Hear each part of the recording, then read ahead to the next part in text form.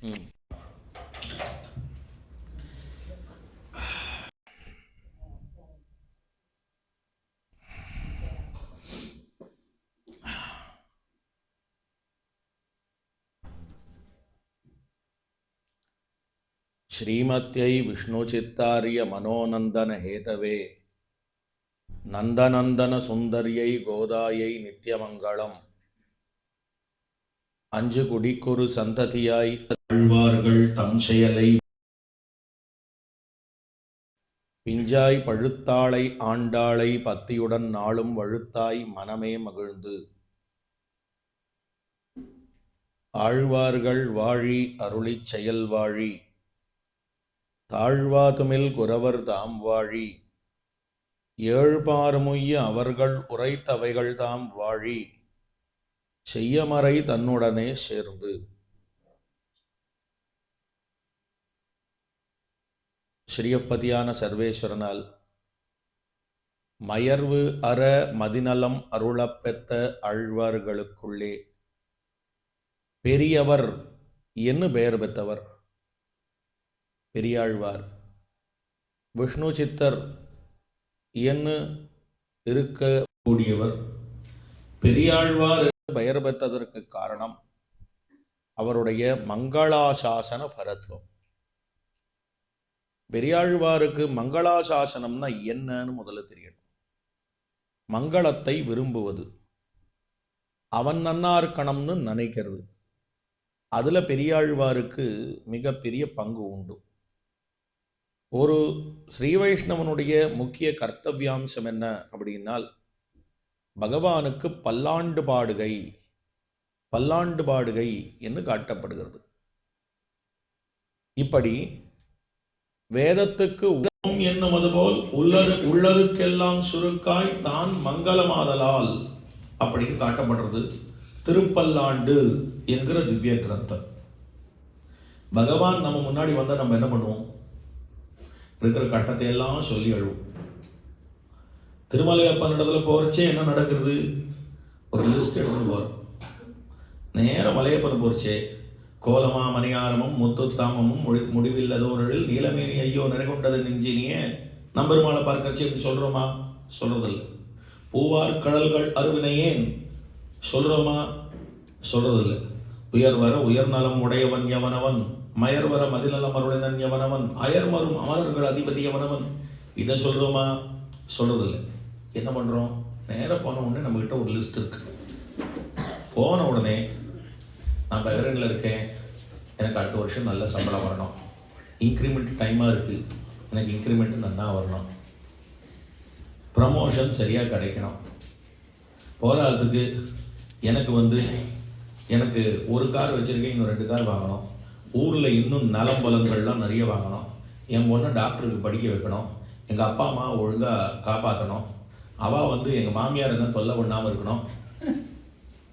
இதெல்லாம் லிஸ்ட்டு போடுறோம் இல்லையா? மலையப்பன் முன்னாடி போய் இந்த இதுதான் என்ன அவ்வளோ தூரம் இங்கேருந்து அவ்வளோ தூரம் பறந்து செலவழிச்சுட்டு பறந்து வந்து அவனுக்கு டிக்கெட்டு 10,000 ரூபாய்க்கு டிக்கெட்டை வாங்கி ஸ்ரீவாணி தரிசனத்தில் போய் முன்னாடி நின்றா நீ நன்னா இருக்கியான்னு ஒரு நாள் கேட்டிருக்கோமா? அவனை நான் நன்னா இருக்கணும், நீ என்ன பண்ண முடியும் அப்படின்னு தான் கேட்டிருக்கோம். ஆனால் இவர் என்ன பண்ணார்? மற்ற ஆழ்வார்கள் எல்லாரும் பெருமானை பார்த்த உடனே என்ன இப்படி வச்சிருக்கியே, போய் நின்ன ஞானமும் பொல்லா ஒழுக்கும் அழுக்குடம்பும் இன்ன நீர்மை இனியா முறாமை.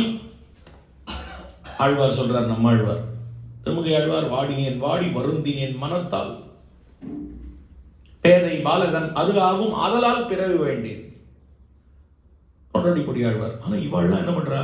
நேர பகவான் நிற்கரிச்சே, பகவானே என்ன காப்பாத்து, என் ஆத்மா இந்த லோகத்துல இருந்து கட்டப்படுறது, இதை எப்படியாவது காப்பாத்துன்னு கேட்கிறார். ஆனா பெரியாழ்வார் மட்டும்தான், நீ சௌக்கியமா இருக்கியா, உனக்கு எந்த தீங்கும் நேரக்கூடாது, காலம் நடையாடாத தேசத்திலிருந்து காலம் கோலம் கொள்ளும்படியான தேசத்துக்கு வந்திருக்கிறாயே, பெருமானே நீ நன்னா இருக்கியா அப்படின்னு கேட்கிற. அந்த பகவான் நன்னா இருக்கணும்ன்ற எண்ணம் எப்ப தெரியுமா வரும்? நம்ம எப்போ பகவான குழந்தையான பாவத்தோடு பார்க்கிறோமோ அப்பதான் வரும். அவனை ரக்ஷகனாக பார்க்காமல் ரக்ஷ வஸ்துவாக பார்க்கிறது. ரக்ஷக பாவம் அது ஞான தசையிலே தன் கப்பிலே கிடக்கும், பிரேம தசையிலே தட்டு மாறி கிடக்கும்ன்றது. பாண்டியன் வல்லபதேவன் ஒரு ராஜா இருந்தான். அவனுக்கு ஒரு சந்தேகம் வந்தது. அதாவது மழை காலத்துல நன்னா இருக்கணும்னா எல்லாரும் வெயில் காலத்துல உழைக்கிறார். அதே போல ராத்திரியில சுகமா இருக்கிறதுக்காக பகல்ல உழைக்கிறார்கள். வயசான போது சுகமா இருக்கணும்ன்றதுக்காக இளமை காலத்துல உழைக்கிறார்கள். போனதுக்கு அப்புறம் சுகமா இருக்கணும்னா என்ன பண்ணணும்? இங்கேருந்து போனதுக்கு அப்புறம் சுகமா இருக்கிறதுனா என்ன பண்றது? சரீரத்திலிருந்து ஆத்மா போறதுக்கு அப்புறம் சுகமா இருக்கணும்னால் இருக்கிறச்சே உழைக்கணும் சொல்லிட்டு போடுறார் ஒரு அந்தனர். காசிக்கு போய் வடதேசத்துக்கெல்லாம் போய் நான் பலவிதமான இந்த என்ன சொல்வள் யாகங்களை யஜ்யங்கள் எல்லாம் பண்ணி வந்தவன் அப்படின்னு ஒருத்தர் வரார். அவர் தான் சொல்றார், இந்த ராஜா நகர சோதனை போன போது ராஜாவின் இடத்துல இந்த வகையை சொல்றார். சொன்ன உடனே ராஜாவுக்கு தோத்திட்டு, மற்றதெல்லாம் நம்ம பண்ணிடுறோம், மறுமையில நன்னா இருக்கிறதுக்கு இம்மையில என்ன பண்ணணும்? ராஜாவுக்கு தோத்துறது. அப்ப என்ன பண்றான் இந்த ராஜா? செல்வ நம்பின்னு அவருடைய ஒரு அமைச்சரை கூப்பிட்டு, நீர் சுவாமி இந்த மாதிரி ஒரு கேள்வி வருது, என்ன பண்றது அப்படின்னு கேட்கறச்சே, ராஜா எது பரம்பொருளோ அந்த பரம்பொருளிடத்திலே பக்தி செய்ய வேண்டும், மனதை அந்த பகவானிடத்திலே செலுத்த வேண்டும் அப்படின்னு உடனே, பரம்பொருள் யாது கேள்வி, எது பரம்பொருள் நான் எப்படி தெரிஞ்சுக்கிறது அப்படின்னு கேட்ட உடனே அப்பதான் ஒரு ஐடியா வருது. என்ன பண்ணணும்னா, யார் பரம்பொருள் என்று பரப்ப நிர்ணயம் பண்ணுகிறார்களோ அவர்களுக்கு பொற்கழி கொடுப்பேன் என்று அறைகோவல் விடுங்கள் சொல்றார்.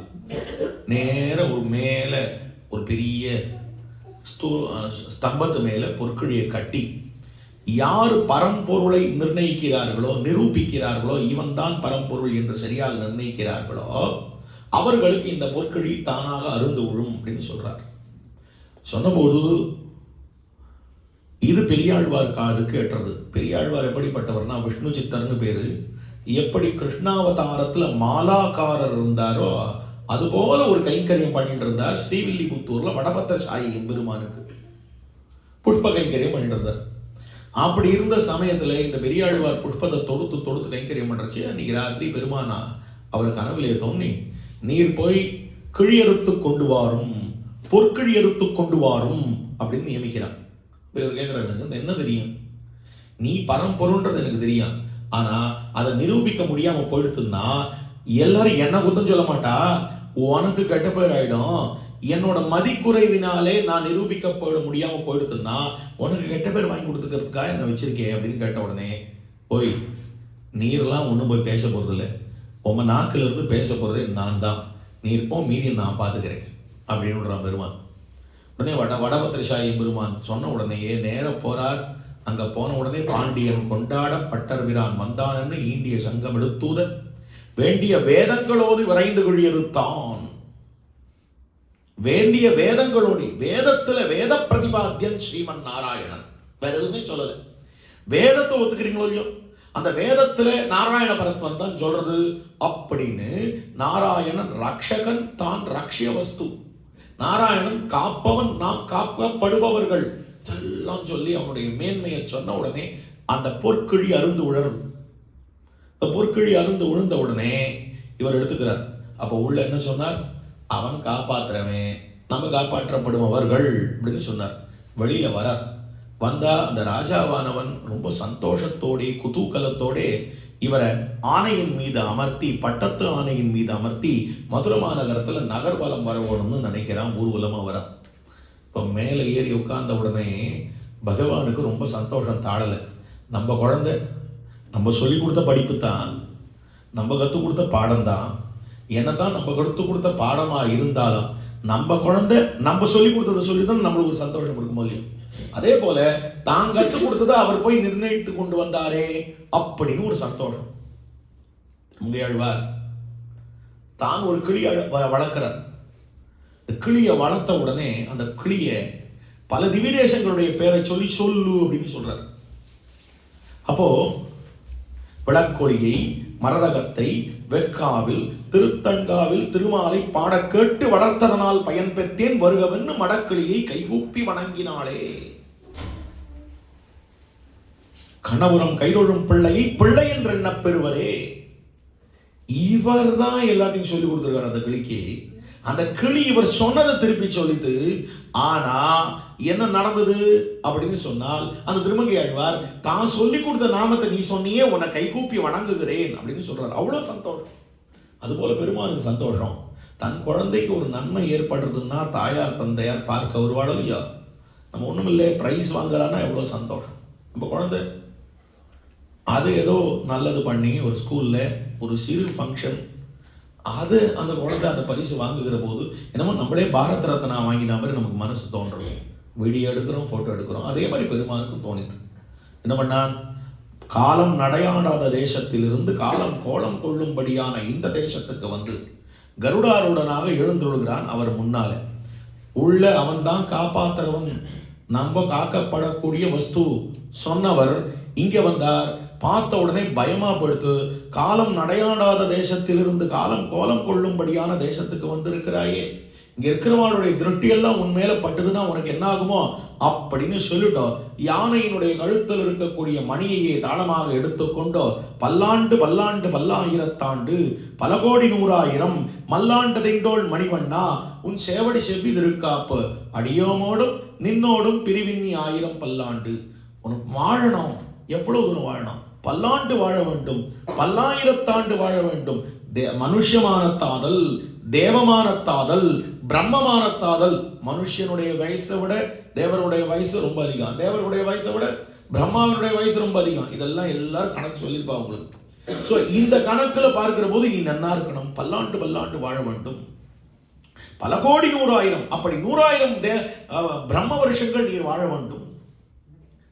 மல்லாண்ட திங்கள். உடனே பெருமான் என்ன பண்றான்? தன்னுடைய தோளை காட்டுறான். ஓய் சுவாமி, இது எப்படிப்பட்ட தோல் தெரியுமா? இந்த தோளை கொண்டுதான் நான் முட்டிக்கனையும் சானூரனையும் அழித்திருக்கிறேன். அப்படிப்பட்ட தோளை பார்த்துமா நீ பயப்படுறேன் அப்படின்ன உடனே அந்த தோளுக்கும் பல்லாண்டு மல்லாண்டதின்றோள் மணிவண்ணா. உடனே திருவடி, இந்த திருவடி துயரரு சுடரடி, இந்த திருவடியை பார்த்தா பயப்படுறேன். அந்த தாளுக்கும் பல்லாண்டு உன் சேவடி செவ்வி திருக்காப்பு. உம போல அடியவன் இருக்கிறச்சே என்ன போய் பயம், எதுக்கு பயப்படுறீங்கன்னா அதுக்கும் நன்னா இருக்கணும். இந்த அடியோமோடும் நின்னோடும் பிரிவு இன்னி ஆயிரம் பல்லாண்டு. நம்ம 2 பேருக்கு பிரிவே ஏற்படக்கூடாதபடி இருக்க வேணும். அப்புறம் பிரிவின்னி உடனே திருமார்பை காட்டி இது வரும். கஸ்ரீஹி ஸ்ரீஹான்னு சொல்லப்பட்டிருக்கு. எவன் மார்புல பெரிய பிராட்டியார் இருக்காளோ அவன் தான் பரம்பொருள். நீரே உள்ள சொன்னீரோ இல்லையோ, பரம்பொருளான என்ன யார் என்ன பண்ண முடியும் அப்படின்னா அவளுக்கும் பல்லாண்டு, வடிவாயினின் வலமார்பினில் வாழ்கின்ற மங்கையும் பல்லாண்டு. உடனே கை சக்கரத்தன்னாரு கருதுமிடம் பொருதுமிடம்னு காட்டப்படுறது. அப்ப கையில் இருக்கிற சக்கரம், இந்த சக்கரமானது நான் யார் அழிக்கணும்னு நினைக்கிறேனோ அடுத்த மாத்திரத்திலேயே அழித்து விட்டு வந்து விடும். இந்த சக்கரத்தை வச்சு நான் எதை வேணாலும் பண்ணிவிடுவேன். அப்படி இருக்கிறச்சே நீர் என்னதுக்கு பயப்படுறீர் அப்படின்னா சுடர் ஆழியும் பல்லாண்டு. இந்த சக்கரமாவது 2 செகண்ட் போயிட்டு திரும்பி வருது, இங்கேருந்து கையிலேருந்து நீங்கி போய் திரும்பி கைக்கு வருது. அப்போ இந்த சக்கரத்தை பார்த்து நீர் சக்கரத்தை பார்த்து பயந்தா ஒரு அர்த்தம் இருக்கு. 3-4 செகண்ட் பிரிஞ்சு போறது, உனக்கு ஏதாவது ஆயிடுமோன்னு பயமா இருக்குன்னு நீ பயப்படுறது ஒரு அர்த்தம் இருக்கு. இந்த சங்கம் எப்படிப்பட்டது தெரியுமா? என்னைக்கு இந்த சங்கம் என்கிட்ட தான் இருக்கு. இது என்னை விட்டு சக்கரத்தை போல ஒரு நொடி கூட பிரியறது இல்லை, கையிலேயே இருக்கு. இந்த சக்கரத்தை, இந்த சங்கத்தை எடுத்து நாதம் பண்ணின உடனே இந்த சங்கநாதத்தை கேட்ட சகோஷோ தார்த்தராஷ்டிரானாம் ஹிருதயானி வியதாரயத்துன்னு திருதராஷ்டிராதிகள் எல்லாம், அதாவது கௌரவாதிகள் எல்லாம் அழிந்திருக்கிறார்களே. இப்படிப்பட்ட இந்த பாஞ்சசன்யம் இருந்துமா உமக்கு பயமாக இருக்கிறது கேட்கிறார். உடனே நேர பார்த்துட்டு பெருமான் நேர மேல ஏறிருக்காங்க. இவர் கண்ணு முன்னாடி எழுதியிருக்கார். பெருமானை பார்த்துட்டு என்ன சொல்லணும்? இப்பாஞ்ச சன்னியமும் பல்லாண்டுன்னு சொல்லணும். பெருமான் கண்ணுக்கு முன்னாடி எழுதியிருக்கார். கண்ணுக்கு முன்னாடி எழுதியிருக்கிற பெருமானை பார்த்து தான் பல்லாண்டு பல்லாண்டு பல்லாண்டுன்னு பாடுறார். அப்போ இங்க கண்ணுக்கு முன்னாடி இருக்கிற பெருமான் இடத்துல இருக்கக்கூடிய சங்கத்தை பார்த்து இப்பாஞ்ச சன்னியமும் பல்லாண்டு சொல்ல வேண்டியது. ஆனா என்ன சொல்றார்? அப்பாஞ்ச சன்னியமும் பல்லாண்டு.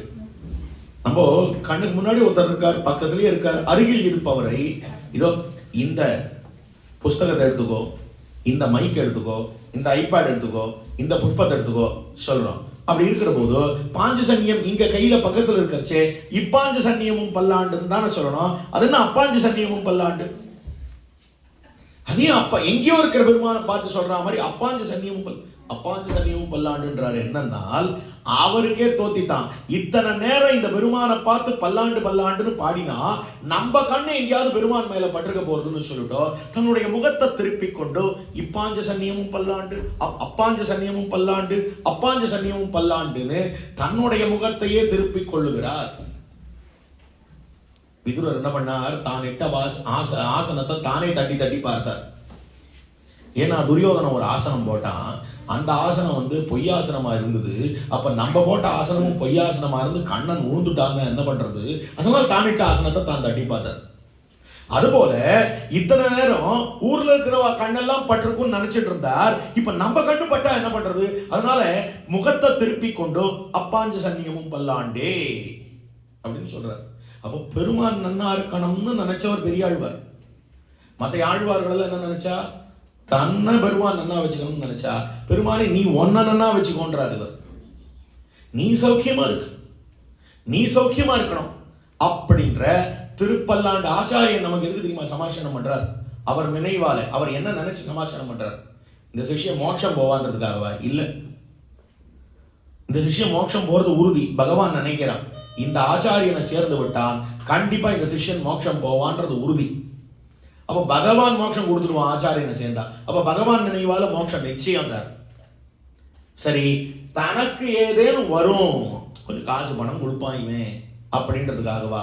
அது சிஷ்யன் கொடுக்கணும். சிஷ்யன் நினைவாலே காசு பணம் வரும். ஆச்சாரியன் அந்த காசு பணத்தை பத்தி நினைக்கவே மாட்டார். சரி, கூட இருப்பான் நம்மளோட கடைசி காலத்துல என்னைக்கு கூட ஒரு ஆள் இருப்பான் செய்யறதுக்கு அப்படின்னு சொன்னா அதுக்கும் கொடுக்கறது இல்லை. ஏன்னா இவன் சிஷ்யனுடைய நன்றியுணர்வாலே அவன் இருந்துட்டு தான் போவான், அவன் இல்லாம போக மாட்டான். நன்றியுணர்வு என்னைக்கும் இருக்கும். அப்ப ஆச்சாரியன் என்னத்துக்காக? அப்ப ஆச்சாரியன் என்ன நினைக்கிறார்? இது பகவானுக்கு பண்ற தொண்டு, பகவானுக்கு பண்ற கைங்கரியம், அதனால இந்த சிஷ்யனை பகவானுக்கு ஆக்கி கொடுக்கிறேன் அப்படின்னு ஆச்சாரியன் நினைக்கிறாருன்னா அவர் நினைக்க மாட்டார். அவருடைய ஆச்சாரியன் நினைப்பார். ஆச்சாரியனுடைய ஆச்சாரியன் என்ன நினைப்பார்? என்னுடைய சிஷ்யனானவன் இன்னொரு சிஷ்யனை உருவாக்கினதுனால இது பகவானுக்கு தொண்டாக ஆகிறதுன்னு அவர் நினைப்பார். அப்ப ஆச்சாரியன் தான் எதை நினைத்துக் கொண்டு நமக்கு சமாசனம் பண்றாரு தெரியுமா? பரண்யாசாதிகள் பண்றாரு தெரியுமா? எதுக்கு பண்றார்னா ஆளுமாளார் ஆழியும் சங்கும் சுமப்பார் தாம் வாழும் வில்லும் கொண்டு பின் செல்வார் மத்தில்லை என்கிற அந்த எம்பெருமானுடைய தனிமையை தீர்க்கைக்காகத்தான் பல்லாண்டு பாடுகைக்காக ஆளாக்குகிறார். அப்ப ஆச்சாரியன் எதை எண்ணி நமக்கு சமாசனம் பண்றாருன்னா, நமக்கு பஞ்சசம்ஸ்காரம் பண்றாருன்னா நீ என்ன காப்பாத்துன்னு சொல்றதுக்காக இல்ல, நான் உன்னை காப்பாத்துறேன்னு சொல்றதுக்காக, நீ நன்னா இருக்கணும்னு சொல்றதுக்காக. இதுதான் ராமானுஜர் என்ன பண்றார்? 12 ஆண்டுகள் மேல்கோட்டை என்னும்படியான திருநாராயணபுரத்தில் எழுந்தருளியிருக்கார். அந்த திருநாராயணபுரத்தில் எழுந்தருளி இருந்து பிறகு ஸ்ரீரங்கத்துக்கு கிளம்புறார். ஏன்னா கிருமிகண்டர் சோழனுடைய உபதிரவம் குறைஞ்சுதான் அவன் அழிஞ்சு விட்டான். அப்போ திருப்பி ஸ்ரீரங்கத்துக்கு வரணும்னு தோத்தர்ச்சே. அப்ப அந்த ஊர்ல இருக்கிறவாள்லாம் அவள் எல்லாம் சுவாமி நமக்கு தஞ்சமாவது ஒரு வார்த்தை சொல்லி போக வேண்டும் தான் பல விஷயம் சொல்றாரு. அதுல ஒரு முக்கியமான விஷயம் என்ன தெரியுமா? செல்வப்பிள்ளையை கிணற்றின் கரை குழந்தை போலே பார்த்து கொள்ளுங்கள். பெருமாளை எப்படி பார்த்துக்கணும் தெரியுமா? கிணத்தின் கரையில ஒரு குழந்தை இருந்ததுன்னா ஒரு தாயாரானவள் எப்படி பத்திரமா பார்த்துப்பாளோ அது மாதிரி பார்த்துக்கோங்க. அது மாதிரி தான் பார்த்துக்கணும். அதுதான் மங்களாசாசன பரத்வம். அவன் நன்னா இருக்கணும்னு நினைக்கிறது. ஏதோ ஒரு திரைப்படத்தில் வரும், அதாவது உன்னை விரும்புகிற உலகத்தில் என்ன விரும்புகிற ஓர் உயிரேன்ற மாதிரி பகவான் அதான் நினைக்கிறான். எல்லாத்தையும் தங்களை விரும்புகிற இந்த உலகத்தில் என்ன விரும்புகிற ஒரு உயிர் கிடைக்குமா? பகவானுடைய எண்ணம் அவ்வளோதான். நான் நல்லா இருக்கணும்னு பார்த்தா போகிறோம், அவ்வளோதான். அதைத்தான் மங்களாசாசன பரத்வம்னு காட்டப்படுறது. இது பெரியாழ்வார்கிட்ட இருந்தது. ஆனால் பெரியாழ்வார்கிட்ட யார்கிட்டயும் வந்தது? யார் வரைக்கும் வந்தது? அது பகவான் வரைக்கும் தான் இருந்தது. ஆண்டாள் இடத்துல அது பாகவதர்கள் பரியந்தமாக பரியவசித்தது. அது ஆண்டாள் ஏன் பகவானை விட மற்ற ஆழ்வார்களை விட உயர்ந்தவள் அப்படின்னு சொன்னால், பிஞ்சாய் பழுத்தாளை ஆண்டாளை பத்தியுடன் தம் நாளும் வழுத்தாய் மனமே மகிழ்ந்து. ஆழ்வார்கள் தம் செயலை விஞ்சி நிற்கும் தன்மைகளால். ஆழ்வார்கள் எல்லாரும் பகவான் வரைக்கும் தான் நின்னா, ஆண்டாள் பாகவதர்கள் எல்லாரும் நன்னா இருக்கணும்னு நினைச்சா. ஆண்டாள் அப்ப ஆழ்வார்கள் எல்லாரும் பகவானுக்கு பல்லாண்டு பாடினாள், ஆண்டாள் பாகவதர்களுக்கு எல்லாம் பல்லாண்டு பாடினாள். அதனால ஆண்டாள் வசந்தவளா நிற்கிறாள். எந்த சன்னதியிலையும் திருப்பாவை இல்லாத ஒரு பெருமாள் கோயில் உண்டா? திருவாய்மொழி இல்லாம நிறைய பெருமாள் இருக்கலாம், மற்ற அருள் செயல்கள் எல்லாம் நிறைய பெருமாள் இருக்கலாம். திருப்பாவை கேட்காத பெருமாள் உண்டா? கிடையவே கிடையாது. ஏன்னா ஆண்டாளுடைய பெருமை எனக்கு அப்படிதான் வெறுப்பு, கவலைப்படாது. இப்போ இது ஆண்டாளுடைய பெருமை. ஆண்டாளுக்கு என்ன பெருமைனா, தான் வாழ்ந்தா போறாது, எல்லாரும் பகவானை அடைய வேண்டும். நம்ம திருமலைக்கு போறோம், நம்ம ஸ்ரீரங்கத்துக்கு போறோம், இல்லைன்னா நம்ம ஏதாவது பெரிய திவ்யதேசத்துக்கு பத்ரிகாசிரமத்துக்கு போறோம், எங்கேயோ போறோம், என்ன பண்றோம் அப்படின்னா நம்ம மட்டும் தனியா, நம்ம மட்டும் ஃபேமிலி, நம்ம ஃபேமிலி மட்டும் போய் சேவிச்சுட்டு வரலாம். கார்ல இடம் இருக்கும், வேண்டாம் வேண்டாம், நம்ம ஜாலியாக நம்ம மட்டும் பெருமாள் சேவிக்கிறது நம்ம மட்டும் போறதுன்னு உண்டானா இல்லை. ஒரு இடம் வந்ததுன்னா யாரையாவது கூட்டுட்டு போகணும், யாராவது கூட்டுட்டு போகணும். ஏன் கூட்டுட்டு போறோம்? எதுக்காக யாராவது கூட்டுட்டு போகணும் அப்படின்னா, இனியன தனியருந்தேல், இனிமையான வஸ்துவை தனியாக அருந்தக்கூடாதுன்னு சொல்லப்படுறது. அப்படி எல்லா பெண் பிள்ளைகளையும் அழைத்துக் கொண்டு பகவானிடத்திலே சென்று அடைய வேண்டும் என்று நினைத்த ஆண்டாள், அவள் திருப்பாவையில உறவுன்ற விஷயத்தை ரொம்ப அழகா பேசியிருக்க, ரொம்ப அழகா பேசியிருக்க. முதல் பாசுரத்துல காட்டப்பட்டிருக்கிற விஷயம், நாராயணனே நமக்கே பறை தருவான். இது முதல் பாசுரம். முதல் பாசுரத்துக்கு உயிரான வார்த்தை எதுன்னா, நாராயணனே நமக்கே பறை தருவான் என்கிற வார்த்தை. ஏன்? மொத்த திருமந்திரம் ஒரு சொற்றொடர் இருக்கே, நாராயணனே நமக்கே பறை தருவான்றது பிரணவம் நமசு நாராயணாய மூணுத்தினுடைய அர்த்தம் அது உள்ள இருக்கு. அதுதான் திருப்பாவையா விரியிறது பெருசா. நமக்கேன்றது பிரணவம், பறை தருவான், அந்த தருவான் இருக்கு பாருங்க, அது நமசு.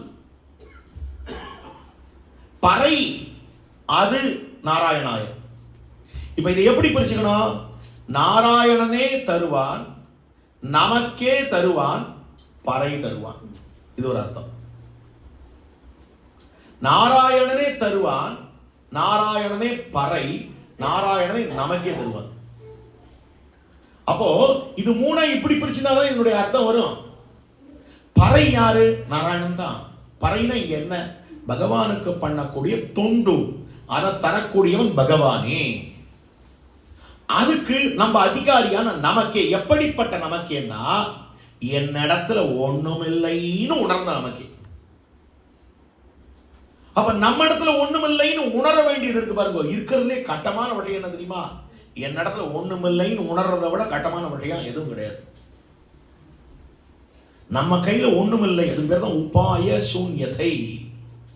என் கையில ஒண்ணுமில்லை, ஆகிஞ்சன்யம் எத்கிஞ்சிதம் என்னிடத்துல இல்லை, என்னாலே முடியாது, இன்னொருத்தனை என்னால என்ன காப்பாற்ற முடியாதுன்னு புரிஞ்சா மட்டும்தான் அவன் காப்பாற்றுவான்ற நம்பிக்கை வரும். கடைசி வரைக்கும் நம்மளை காப்பாற்றிக்க முடியும், நம்மளை காப்பாற்றிக்க முடியும் நம்பிக்கையில தான் வாழ்க்கை வீணா போறது. ஏன்? நம்மளை எப்படி டியூன் பண்ணியிருக்காங்கன்னா, உனக்குன்னு 4 பேர் வரமாட்டா, நீ தான் உன்னை காப்பாத்திக்கணும், இந்த உலகத்துல நீ போராடி ஜெயிக்க வேண்டும் அப்படின்னு நம்ம இந்த லௌகீகத்தை கொண்டு போய் பகவத் விஷயத்துல வச்சோம்னா இப்படித்தான். ஏன் அது தோன்றது? எதனால? இப்போ தாயார் தகப்பனார் இருக்கார், இந்த தாயார் தகப்பனார் நம்மளை காப்பாற்றுவான்ற நம்பிக்கை இருக்கும், பக்கத்தாத்துக்காரன் காப்பாற்றுவான்ற நம்பிக்கை இருக்கா? ஏன் தாயார் தகப்பனார் நம்மளை காப்பாற்றுவான்ற நம்பிக்கை? ஏன்னா இவர்களுக்கும் நமக்கும் உண்டான உறவு அத்தகையது. அந்த உறவை அடிப்படையாக ஒரு நம்பிக்கை பிறக்கிறது. ஒரு குழந்தை இருக்கு, இந்த குழந்தை ஏன் தாயார் தகப்பனார நம்புறது அப்படின்னா, இந்த தாயார் தகப்பனாரா இருக்கா, அதனால நம்புறது. The relationship that is shared between the child and the parents, அதுதான் ரொம்ப முக்கியம். அப்போ அந்த உறவு தான் அடிப்படையா இருக்கு நம்புறதுக்கு. பகவானுக்கும் நமக்கும் அப்படிப்பட்ட ஒரு உறவு இருக்கு. அந்த உறவை உணராதவன் நான் முயன்று அவனை பெற வேண்டும் என்று நினைப்பான். அந்த உறவை உணர்ந்தவன் அவன் என்னை காப்பான் என்று அவன் திருவடிகளிலே நிலை நிற்பான். அப்போ அந்த பகவானை பிரிச்சு வைக்கிறது எது? ரக்ஷகனுக்கு அபேட்சிதம் ரக்ஷத்வானுமதியே. அழகா காட்டுறார் நம்ம ஆச்சாரியார். அந்த பகவான் நமக்கு ரட்சிப்பதற்கு எது வேணும் சார்? எது வேணும்? பகவான் நம்மளை காப்பாற்றணும்னா என்ன வேணும்? என்ன வேணும்? நமக்கு சரணாகதி வேணும், கருணை வேணும். இல்ல, சரணாகதியோ கருணையோ நம்பிக்கையோ இல்லை. அவன் காப்பாத்த வரைச்சே அவனை தடுக்காம இருந்தா போதும். பிராப்திக்கு உபாயம் அவன் நினைவு. அவனை அடையறதுக்கு வழி எதுன்னா, நம்ம நினைச்சா நம்ம தலைக்கிழக்கு நின்று கொட்டிக்கரணம் போட்டா கூட நமக்கு கிடைக்காது. நீங்களாம் இங்க உட்காந்துருக்கள், இங்க பகவத் விஷயத்தை கேட்கள். 1ஆம் தேதி சாயங்காலம் சன் டிவில சினிமா போட்டிருப்பான்னு பார்க்காம இங்க வந்து உட்கார்றதுக்கு காரணம் என்ன? அவன் விதிச்சிருக்கான், இது நடக்கணும்னு நடக்கிறது, அவ்வளவுதான். அவன் விதித்திருக்கிறான், இது நடக்கணும்னு நடக்கிறது. அப்போ அவன் என்ன விதிக்கிறானோ அது நடக்கும். அப்ப நமக்கு எது முக்கியம்? நம்ம கையில ஒண்ணும் இல்லை. அவன் எது விதிச்சிருக்கானோ அதுபடி நடக்கணும்னு இருந்துட்டா காலங்காலத்தால 7 மணிக்கு எழுந்து ராசி பலன் பார்க்க மாட்டோம் இல்லையா? அந்த தேவதைகளை படிச்சவனே அவன் தானே. சேர்மேன் காலில் விழுந்துட்டு போறோம், சேர்மேனே உங்க பக்கத்துல இருக்கிற போறோம், நீங்க என்ன பண்றீர்கள்? மேனேஜர் காலில் விழுறீர்கள், ஜெனரல் மேனேஜர் காலில் விழுறீர்கள். அப்ப சேர்மேனுக்கு கோவம் வந்துருமா வராதா? இதான் வந்துட்டியோ, என்ன பார்க்க வேண்டியதான், நீ எனக்கு அங்கெல்லாம் போறேன். அப்போ உறவை உணர்தல் என்பது ரொம்ப முக்கியம். அப்ப அவன் நினைவு. அப்ப சுவாமி அவன் தான் என்னைக்கு என்ன நினைச்சிட்டு இருக்கான்னு சொல்றீரே, நான் ஏன் கட்டப்பட்டிருக்கேன்? ஒரு கை அசிச்சா போருமா, அந்த கை அசிச்சுட்டே இருக்கு. இந்த கை இன்னும் அசிச்சா தானே சவுண்ட் வரும். இந்த கை இங்க எங்கேயோ இருக்கு, அதை அசிச்சுட்டே இருக்கு.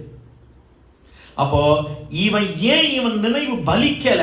அவன் நினைக்கிறான் நம்மளை பத்தி, நம்ம ஏன் இன்னும் அவனை சேரல அப்படின்னா நம்ம திருப்பி நினைக்கல, அதனால சேரல, அவ்வளவுதான் வித்தியாசம்.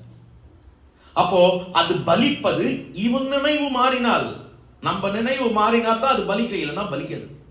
அப்ப அவன் தான் என்னைக்கும் நம்மள நம்ம நினைச்சிட்டு இருக்கான். வியசனேஷு மனுஷ்யானாம் பிருஷம் பவதி துக்கிதா. பகவான் என்னைக்கு, அதாவது ராமபிரான் விஷயத்துல சொல்றச்சே வியசனேஷு மனுஷ்யானாம் பிருஷம் பவதி துக்கிதா சொல்றாளாம். பரமபதத்தில் இருக்கிற பகவான், பராசர பட்டர் சொல்றார், பரமபதத்தில் இருக்கிற பகவான் இந்த உலகத்தில் இருக்கிறவாள்லாம் இவ்வளவு கட்டப்பட்டு இருக்காளே அப்படின்னு துக்கப்பட்டு இருக்கான் அப்படின்னார். அங்க ஒரு ஆச்சாரியர் கேட்டார், பரமபதத்தில் பகவானுக்கு துக்கமாவது அதாவது, அப்ப துக்கம் இல்லாத தேசம் அது, அப்ப அவனுக்கு துக்கம் இருக்குன்னு சொன்னா அவனுக்கு ஹேய குணம் இல்லையா?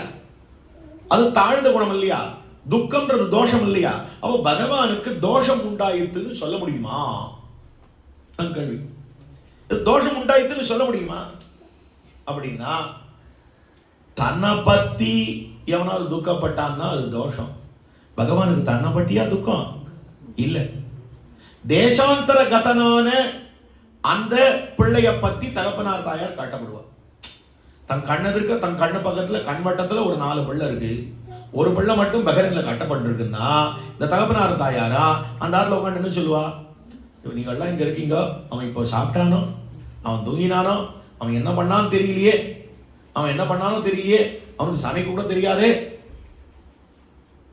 கட்டப்பட்டிருக்காளா இல்லையா? அப்ப இங்க இருக்கிற பக்கத்துல இருக்கிற குழந்தை அதெல்லாம் நித்திய முக்தர்கள், அவளை பற்றி கட்டப்பட வேண்டிய அவசியமே கிடையாது அவனுக்கு. அப்ப எங்கேயோ இருக்கிற குழந்தை இங்க கட்டப்பட்டிருக்குன்னு அங்க இருக்கிற வருத்தப்படுறான்னு அவர் சொன்னார். அதை சொல்ற செய்தி துக்கம் கிடையாது, குணம். இது தோஷம் கிடையாது, குணம். ஏன் குணம்னு சொன்னா, எதனால குணம்னு சொன்னா, தன்னை பத்தி துக்கப்பட்டாதான் தோஷம், மற்றவாளை பத்தி துக்கப்பட்டா அது குணம். இது வசந்த குணம்னு காட்டப்பட்டது. அதான் இங்க பிரமாணம் எடுக்கிறார், வியசனேஷு மனுஷ்யானாம் பிருஷம் பவதி துக்கிதா. ராமபிரான் தன்னுடைய காவற் சோர்வாலே ஒருத்தன் துக்கப்பட்டான் அவனுடைய ஒரு தேசத்துலன்னா அது தன்னுடைய காவற் சோர்வாலே வந்தது. நம்ம சரியா ஆட்சி பண்ணாததுனால தான் அவனுக்கு துக்கம் வந்ததுன்னு நினைப்பான். பிருஷம்பவதி, அதை கேட்ட மாத்திரத்திலேயே ராமபிரான் அவன் துக்கத்தை கேட்ட மாத்திரத்திலே துக்கித்திருப்பான். அவனுடைய துக்கம் போய் அவன் சுகமாகும் போது இவன் துக்கித்திருப்பான். அவன் துக்கம் போய் சுகமாய் அவன் துக்கத்தை அவன் மறந்துடுவான். அந்த ஆளு அப்பவும் அன்னைக்கு துக்கப்பட வச்சோமே இன்னைக்கு துக்கம் பட்டிருக்கானா. அது பிருஷம் பவதி. வினைத்தொகைன்னு தமிழ்ல உண்டு. வினைத்தொகை எத்தனை பேருக்கு தெரியும்? வினைத்தொகைக்கு விஷயம் என்னன்னா, ஊர்காய் அது வினைத்தொகை. ஏன் ஊர்காய் வினைத்தொகை? அது ஊறிய காய், ஊறிக்கொண்டிருக்கும் காய், ஊறப்போகும் காய். அதே போல துக்கப்பட்டான், துக்கப்பட்டு கொண்டிருக்கிறான், துக்கப்பட போகிறான். அவனுக்கு துக்கமே மறந்துடும் அந்த ஆளு. அப்படியா? நான் துக்கப்பட்டனா எனக்கு தெரியாதுன்னு. ஆனா ராமன் இன்னும் துக்கப்பட்டு இருக்கான். இது தோஷமோ குணமோ? இது குணம் இல்லையா? இதிகாச சிரேஷ்டமான ஸ்ரீராமாயணத்தால் சிறையிருந்தவள் ஏத்தம் சொல்லுகிறது, மகாபாரதத்தால் தூது போனவன் ஏத்தம் சொல்லுகிறது. ஸ்ரீராமாயணத்துல எது ஏத்தம்? சிறையிருந்தது. மகாபாரதத்துல எது ஏத்தம்? தூது போனது. சீதா பிராட்டி சிறை இருந்தால், நம்ம சிறையில் இருந்தா ஊர்லாம் தப்பா பேசும். ஆனா சீதா பிராட்டி சிறை இருந்தது ஊர்லாம் பெருமையா பேசுறதே சார். அப்ப சிறை ஒண்ணுதானே. ஆனா அவ இருந்தா ஊர் பெருமையா பேசுறது, நம்ம இருந்தா ஏன் ஊர் துக்கமா பேசுறதுன்னா, அவ தேவஸ்திரீகளை காப்பாற்றுறதுக்காக எப்படி ஒரு தாயானவள் கணத்திலே குதித்து குழந்தையை காப்பாற்றுவார்களோ, ராவணனாலே அபகரிக்கப்பட்ட தேவஸ்திரீகளை காப்பாற்றுறதுக்காக அவ வலிய சென்று சிறையிருந்தாள். அதனால அவளுக்கு பெருமை. கண்ணன் தனக்காக அல்லாமல் பாண்டவர்களுக்காக, திரௌபதியினுடைய கூந்தல முடியைக்காக அவன் தூது நடந்தான். அதான் இளங்கோவதிகள் நடந்தானை ஏத்தாத நாவென்ன நாவே, நாராயணாவென்னா நாவென்ன நாவே அவர் சொல்றார். பஞ்சவர்க்கு தூது நடந்தானை ஏத்தாத நாவென்ன நாவே. இவாளுக்கு தூது போனானே, இந்த சிறை இருந்ததும் தூது போனதும் ஏத்தம் பெற்றிருக்கிறது, தனக்காக அல்லாமல் மற்றவர்களுக்காக செய்கை என்பது. அந்தமான் சிறை, தீஹார் சிறை 1948க்கு முன்னால இந்த சிறை என்னைக்குமே இப்படிதான் இருக்கு. அப்போதுலேருந்து இருக்கு, ரொம்ப நாளா இருக்குல்ல. இப்ப கூட அந்த சிறையில இந்த ரூம்ல இவர் இருந்தார், அந்த ரூம்ல அவர் இருந்தார் அப்படின்னு சொல்றாரு. அந்த சிறை அதே தான் சார். சிறை கூட அதே சிறை கூட தான். அன்னைக்கு அதே சிறை கூட தான், இன்னைக்கு அதே சிறை கூட தான். பாளையங்கோட்டை சிறை அன்னைக்கு இருந்தது, இன்னைக்கு இருந்தது. அந்தமான் சிறை அன்னைக்கு இருந்தது, இன்னைக்கு இருந்தது. தீஹார் சிறை அன்னைக்கு இருந்தது, இன்னைக்கு இருந்தது. ஆனா 1948க்கு முன்னாடி போனவாள்லாம் தியாகிகள், அதுக்கப்புறம் போனவாள்லாம் துரோகிகள். ஏன் சார்? சிறை ஒண்ணுதான். 48க்கு முன்னாடி போனா தியாகி, 48க்கு அப்புறம் போனா துரோகியா அப்படின்னா சிறை ஒண்ணுதான். அவன் என்ன நோக்கத்துக்கு போனான்றது முக்கியம். 48க்கு முன்னாடி ஊர் வாழணும்ன்றதுக்காக போனா அவனுக்கு தியாகி பட்டம் கிடைச்சது. தான் வாழணும்ன்றதுக்காக மத்தவாள் அடிச்சான், அவனுக்கு துரோகி பட்டம் கிடைச்சது. அதனால தனக்காக துக்கப்பட்டா அது துக்கம், தோஷம். மற்றவாளுக்கு துக்கப்பட்டா அது குணம். அப்ப பகவானுக்கு என்னைக்கும் இந்த ஜீவனை பத்தின நினைப்பு என்னைக்கும் இருக்கு. அப்ப இது ஏன் மாறலன்னா, அவன் இவனை நினைச்சிட்டு இருக்கான், இவன் அவனை நினைக்கலை. இவன் அவனை நினைக்கணும்னால் தன்னுடைய ஈகோன்ற காம்பனண்ட்டை விட்டாதான் அவனை நினைக்க முடியும். என்ன சார் ஈகோன்ற காம்பனண்ட்? நான் என்னை காப்பாத்திக்க முடியும். எப்படி காப்பாத்திக்க முடியும்? நான் உட்கார்ந்து தபஸ் பண்றேன், நான் உட்கார்ந்து பக்தி பண்றேன், என்னுடைய தபஸும் என்னுடைய பக்தியும் என்ன காப்பாத்துறது இல்ல, அவன் தான் காப்பாத்துறான் அப்படின்ற நினைப்பு. இரண்டாவது, இந்த ஆத்மாவானது பகவானுக்கு சொத்து என்று உணர்ந்த நமக்கே, அத்தலையால் பேரு என்று உணர்ந்த நமக்கே, அவனுக்கும் நமக்குமான உறவு திருமந்திரத்தினாலே கட்டப்பட்டிருக்கிற 8 எழுத்து உறவு என்று உணர்ந்திருக்கிற நமக்கே நவவித சம்பந்தம்னு காட்டப்பட்டிருக்கு. 9 விதமா இவனுக்கு அவனுக்கும் உறவு சொல்லப்பட்டிருக்கிறது நமக்கே. சம்பந்த ஞானம் உடைய நமக்கே. இந்த சம்பந்த ஞானம் எங்க சொல்லிருக்குன்னா திருமந்திரத்துல ஸ்பஷ்டமா சொல்லிருக்கு. பிரணவம் நமசு நாராயணாய. இந்த சம்பந்த ஞானத்தை உணரணும். ஸ்வரக்ஷணத்தில் அன்வயம் இல்லாத நமக்கு என்ன காப்பாத்திக்கிறதுல என்னால முடியாது. தனக்கு எது முடியும்னு தெரிஞ்சவனை விட தனக்கு எது முடியாதுன்னு தெரிஞ்சவன் விவேகி. தனக்கு எது முடியாதுன்னு தெரிஞ்சவன் பெரியாள். பகவான அறிந்து கொண்டேன் என்று எவன் சொல்லுகிறானா அவன் அறியாதவனாகவே இருக்கிறான். பகவானை எவன் ஒருவன் அறிந்து கொண்டேன் என்று சொல்லுகிறானா அவன் அறியாதவனாகவே இருக்கிறான். பகவானை எவன் ஒருவன் அறிய முடியாதவன் என்று உணர்கிறானா அவன் தான் அறிந்தவனாக இருக்கிறான். பகவான் அளவிட்டறிந்து விட்டேன்னு சொல்றவன் அவன் அஞ்ஞானி. பகவான் அளவிட்டு அறிய முடியாதவன் என்று உணர்ந்தவன் அவன் ஞானி. இப்படி நம்ம காப்பாத்திக்க முடியும்னு நினைச்ச ஒருத்தன் அஞ்ஞானி. ஞானின்றவன் யாருன்னா என்னால என்ன காப்பாத்திக்க முடியாது, நான் அவனுடைய சொத்து என்று உணர்ந்தவன்.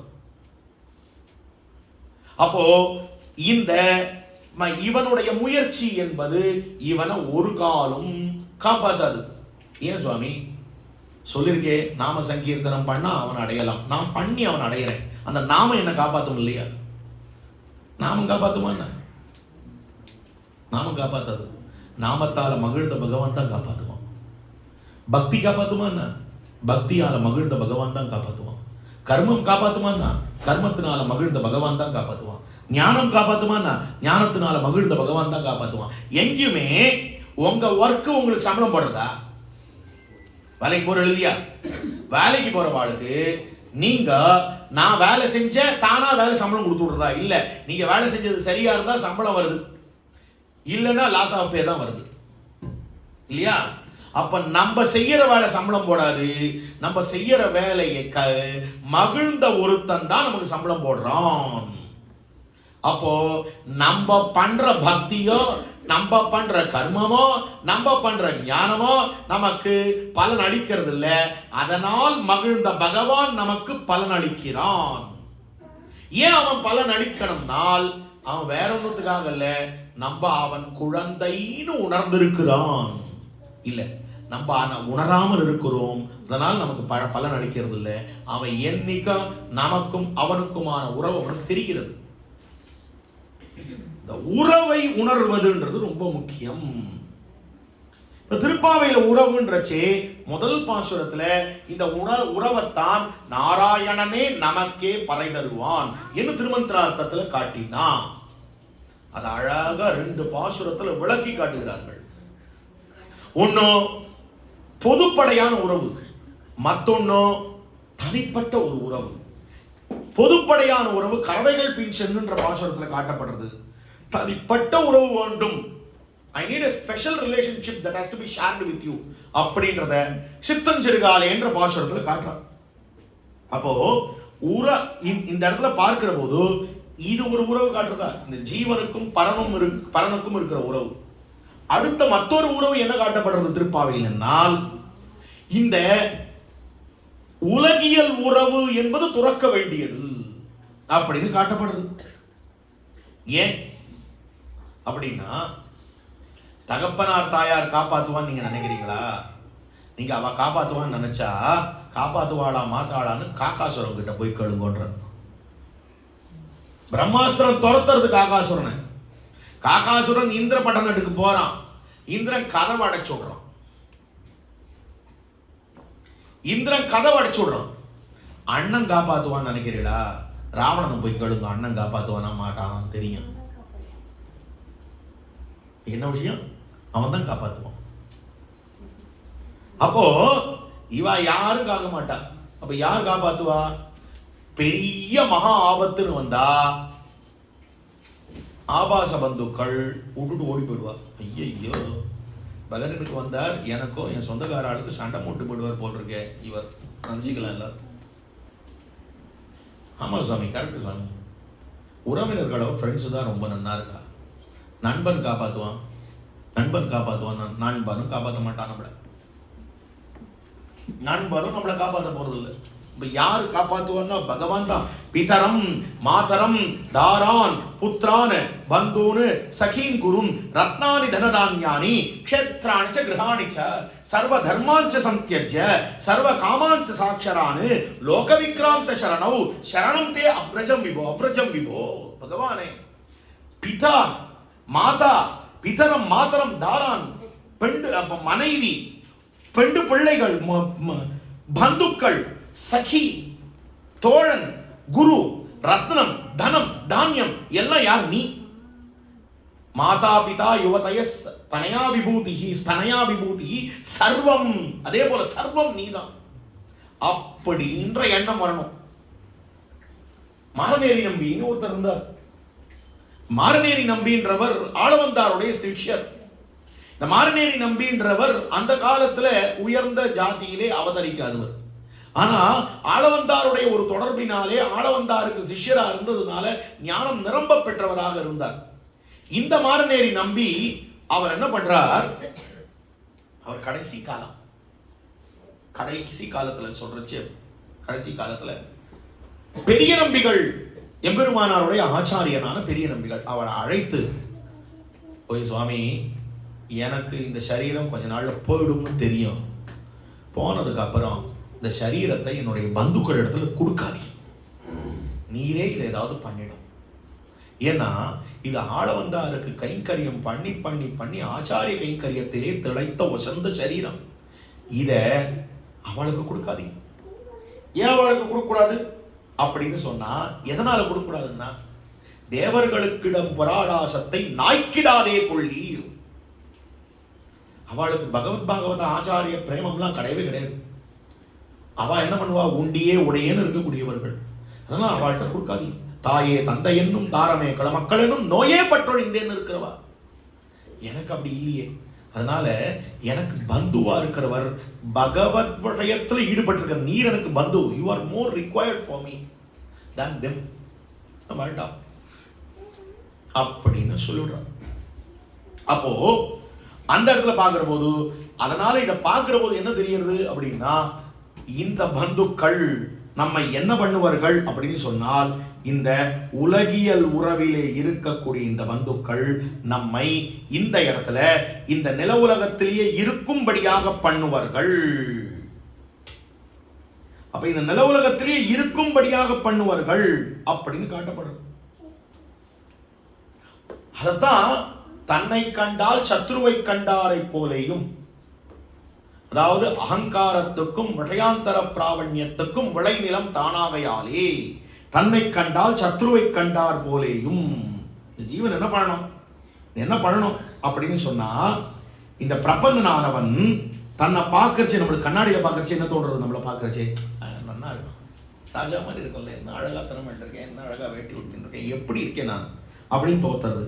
ஆனா உண்மை என்ன அப்படின்னு சொன்னால், இப்படி சர்வ பிரகாரத்தாலும் நாசஹேதுவான அகங்காரம், நான் எண்ணம், விஷயாந்தர பிராவண்யம், பகவானை தவிர்த்த மற்ற விஷயம் எது கிடைக்கும், நீ சார் போங்க சார், நியூ இயர் செலிப்ரேஷன் அதுவுமா, அதை செலிப்ரேட் பண்ணியிருக்கோம், இன்னைக்கு என்னமோ சத்சங்கன்றே அப்படின்னு சில பேருக்கு தோணலாம். இல்லை நமக்கு சீரியல் போட்டுருவான், பெருமாள் எழுவார், இது தொடரம் போட்டு முடிச்சுடுவான், இன்னைக்கு இதை பார்த்து விடலாம், பெருமாள் என்னைக்கு தான் எழுதிட்டு இருக்காரு, அடுத்த வருஷம் கூட சேவிச்சுக்கலாம், இந்த பாங்க போகலாம், தோத்துறது இல்லையா? அப்ப இதெல்லாம் பார்க்கறச்சு என்ன தோத்துறது? அப்ப தன்னை கண்டால், அப்போ இந்த அகங்காரம், நான் என்கிற எண்ணம், அவன் என்ன பெருசா, அவன் என்ன பெரிய இவனா, அவனை கூட்டு மாலை போடுறா, நான் இல்லை இங்க தோன்றதா இல்லையா? மலைக்கு போறச்சே, திருமலைக்கு போறச்சே, ஒருத்தர் நம்மள கொஞ்சம் ஓவர்டேக் பண்ணிட்டு போயிட்டாருன்னு வச்சுக்கோ, கத்துறோமா இல்லையா? சார் நாங்க லைன்ல நின்றுட்டு இருக்கோம், உங்களுக்கு என்ன அவசரம், தோன்றதா இல்லையா? அவர் நம்மளை போல ஒரு பக்தர் தானே, போனா போயிட்டு போறாருன்னு எண்ணம் யாருக்காவது வருதா? வராது.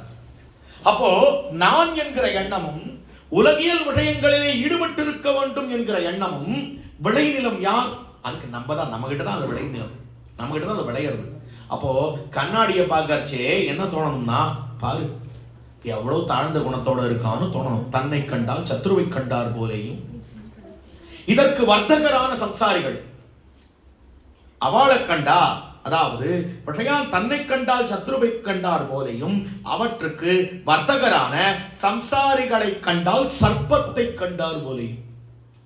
சம்சாரிகளை பார்த்தா இந்த உலகியல் விஷயத்துல நமக்கு தோணும், நீங்க போயிடுவோம், கண்டிப்பா பெருமாளை சேவிக்க போகிட்டே ஆகணும் அப்படின்னு எல்லாம் ரெடி ஆகி வந்த உடனே, ஏடா ஃபர்ஸ்ட் டே ஃபர்ஸ்ட் ஷோ இதை பார்க்காம என்னடா அடுத்த வருஷம் இதுதான்டா ரொம்ப முக்கியம், அழகா இருக்கும் படம், நீ என்னமோ அவர் படத்தை போய் பார்க்காம நம்ம தலைவர் இருக்காரு அவர் படத்துக்கு போக வேண்டியதானே, என்னதுக்கு இன்னைக்கு கோவில், வேற வேலை கிடையாது உனக்கு, இந்த உற்சவம் தான் என்னைக்கு வருது, இது இந்த என்ஜாய்மெண்ட் எங்கேயாவது வருமா அப்படின்னு ஒருத்தன் எழுப்பான் நம்மள.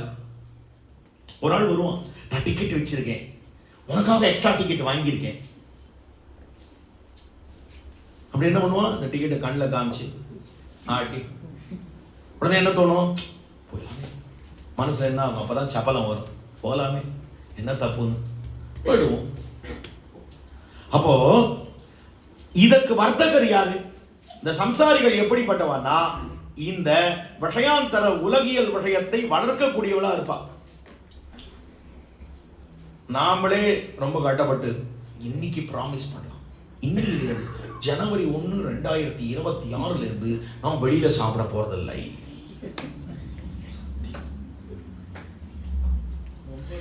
இதெல்லாம் சாப்பிட போறதில்லை, சத்தியம். ஆத்துல பண்ணினதான் சாப்பிட போறேன், அபக்ஷபோக்ஷனம் பண்ண போறதில்லை, நான் எழுதிக்கிறேன். எழுந்தாச்சு. அடுத்த நாள் என்ன ஆகும், இன்னைக்கு ஒரு நாள் சாப்பிட்டா தப்பு இல்லை அப்படின்னு யாராவது சொல்லுவோம். சரி ஒரு நாள் தானேன்னு ஆரம்பிப்பான். அது ஒரு நாள் பல நாள் ஆயிடும். அப்படிதான் என்ன அர்த்தம், கண்ணில் காமிச்சு அப்பதான் சாப்பிட வேண்டாம்னு நினைக்கிற போதுதான் எவனாவது ஒருத்தன் இப்படி கொண்டு வருவான் கண்ணில் காமிக்கிறதுக்கு. நமக்கு என்னைக்கோ இருந்த வாசனை அது நமக்கு அடிக்கும். அப்ப சம்சாரிகள் இந்த உலகியல் வகையத்துல நம்மளை மீளவும் போட்டு பாடுபடுத்துகிறார்கள். அடுத்தது அவளை பார்த்தா எப்படி இருக்கணும், சர்ப்பத்தை கண்டார். சர்ப்பம்ன்றது என்ன பண்றது, அது விஷத்தை ஏத்துறது. இந்த சர்ப்பமாவது விஷத்தை ஏத்துறதுன்னு தெரிஞ்சு ஏத்துறது, இது தெரியாமலேயே நம்ம மேல விஷத்தை ஏத்துறது. அவற்றுக்கு நிவர்த்தகரான ஸ்ரீ வைஷ்ணவர்களை கண்டால் பந்துக்களை கண்டார் போலே. ஸ்ரீ வைஷ்ணவால பார்த்தா எப்படி தோணணும், நமக்கு பந்துக்கள், நம்மோடு இருக்கிறவர்கள். ஏன் இந்த சத்சங்கம் அமையிறது, எதனால ஒரு சத்சங்கம் அமையிறது, எதனால அமையிறதுன்னா நாம் எல்லோரும் சேர்ந்து இருக்க வேண்டும் என்கிற பகவானுடைய இச்சை இல்லாமல் சத்சங்கம் அமையாது. அப்போ இந்த சத்சங்கத்துக்கு அமையறதுன்றது அதுவும் அவனது இன்னருளே. அப்ப நம்ம சத்சங்கத்தில் இருக்கிறவாளை பார்த்தா நமக்கு என்ன தோணணும், இவா தான் நமக்கு பந்துக்கள். ஏன்னா இந்த உபன்யாசத்தினால எனக்கு என்ன பிரயோஜனம், 4 நாள் இந்த சுவாமி வச்சுட்டு உபன்யாசம் பண்றோம், இல்ல உபன்யாசத்தினால எனக்கு தான் என்ன பிரயோஜனம், உங்களுக்கு தான் என்ன பிரயோஜனம், ஒரு பிரயோஜனம் கிடையாது. என்ன சுவாமி இப்படி சொல்றாரு, பிரயோஜனம் கிடையாதுன்ட்டார். காசிப்ஸ் எல்லாம் நிறைய வரும். But still I say this with courage. இந்த உபன்யாசத்தினால நீங்க பெரிய ஞானி ஆயிட போறீங்கன்னா, எனக்கு பெருசா ஞானம் வந்துட போறதுன்னா, அடிய உங்களை விட பெரியவன்னா, நீங்க என்னோட தாழ்ந்தவர்கள் எதுவுமே கிடையாது. உங்களுக்கும் நான் போறதில்லை, எனக்கும் நான் போறதில்லை. அப்ப என்ன சுவாமி இந்த உபன்யாசத்தினால என்ன பிரயோஜனம்னா, இந்த உபன்யாசம் இருக்கிற 1.5 மணி நேரத்துல பர்த்தியாரை பத்தி தப்பு பேசாம இருப்போம் நம்ம.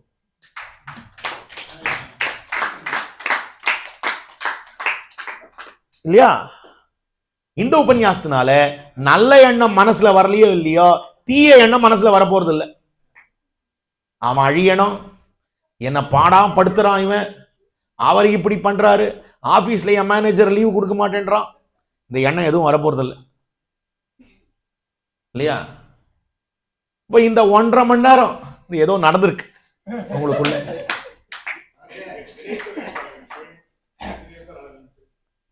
இந்த 1.5 மணி நேரம் நீங்க மேனேஜரை பத்தி நினைக்காம உட்காந்துருக்கலாம். இல்லையா? செல்லு நோண்டல, அது ரொம்ப முக்கியம். இல்லையா? நான் நோண்டிட்டு இருக்கேன் உங்களுக்கு சேர்த்து. இல்லையா? சோ இப்படி பாக்குற போது இங்க இந்த மாதிரி இந்த நேரத்துல இந்த 1.5 மணி நேரத்துல ஒரு பையன் என்ன பண்ணிட்டு இருந்தான், அவ தாத்தாவை பார்த்துட்டு இருக்கான். இந்த தாத்தா ரிட்டையர் ஆயிட்டார் 58 வயசுல. ரிட்டையர் ஆன போது இவர் வாசத்திண்ணையில நித்தியம் 1.5 மணி நேரம் பகவத்கீதை புக்கை வச்சுன்னு படிப்பார். ஒரு நாள் ஒரு அத்தியாயம் உட்கார்ந்து படிப்பார். எழுத்து கூட்டி தான் படிப்பார், சம்ஸ்கிருதத்தை படிப்பார் படிப்பார் படிப்பார். இந்த பையன் பார்த்துட்டு இருக்கான். 5 வயசுல அவர் 58 வயசுல, இவனுக்கு 5 வயசு, அவருக்கு 58 வயசு, படிக்க ஆரம்பிச்சார். 15 வயசு வரைக்கும் இவன் பார்த்துட்டே இருக்கான். இந்த தாத்தா நான் 5 வயசு வரைக்கும் 5 வயசுல இருந்து பார்த்துட்டு இருக்கேன், 10 வருஷமா பார்த்துட்டு இருக்கேன். இந்த ஆளுக்கு 68 வயசு ஆறுது. ஆனா 68 வருஷமா நித்தியம் ஒரே புஸ்தகத்தை வச்சுட்டு ஒரு நாளைக்கு ஒரு அத்தியாயம், ஒரு நாளைக்கு ஒரு அத்தியாயம் திருப்பி திருப்பி ரிப்பீட்டடா பகவத்கீதையை படிச்சுட்டு இருக்காரு. அப்ப போய் கேட்கிறான், தாத்தா பகவத்கீதை இவ்வளவு நாள் படிச்சுட்டு இருக்கீரே, நமக்கு பகவத்கீதை மனப்பாடம் ஆயிடுதா? கீதை மனப்பாடம் ஆயிடுத்தா? கீதை மனப்பாடம் ஆயிருக்கணுமே, மனப்பாடம் ஆயிடுத்தா கேட்கிறான். தாத்தா சொல்றார், அதெல்லாம் ஒன்றும் ஆல. ஒரு ஸ்லோகமாவது சொல்லுவீரா கீதையிலிருந்து? அவன் ஒன்றும் தெரியாதுடா. அப்ப புஸ்தகத்தை வச்சுட்டு 10 வருஷமா படிச்சியே என்ன பிரயோஜனம்? பேரன் கேட்கறான். 10 வருஷமா ஒரு புஸ்தகம் நான் படிக்கலன்னா 3 நாள்ல எல்லாத்தையும் படிச்சு முடிச்சு ஒப்படைக்கணும்னு எங்க அப்பா அம்மா என்ன மிரட்டுறா. நீ 10 வருஷமா ஒரே புஸ்தகத்தை படிச்சுட்டு இருக்க, ஆனா அது உனக்கு மனசுல யாத்துக்கல. அப்ப நீங்க மட்டும் என்ன எப்படி எக்ஸ்பெக்ட் பண்றீங்க படிச்சு முடிக்கணும்னு இவ்வளோத்தையும்? நல்ல கேள்வி தானே?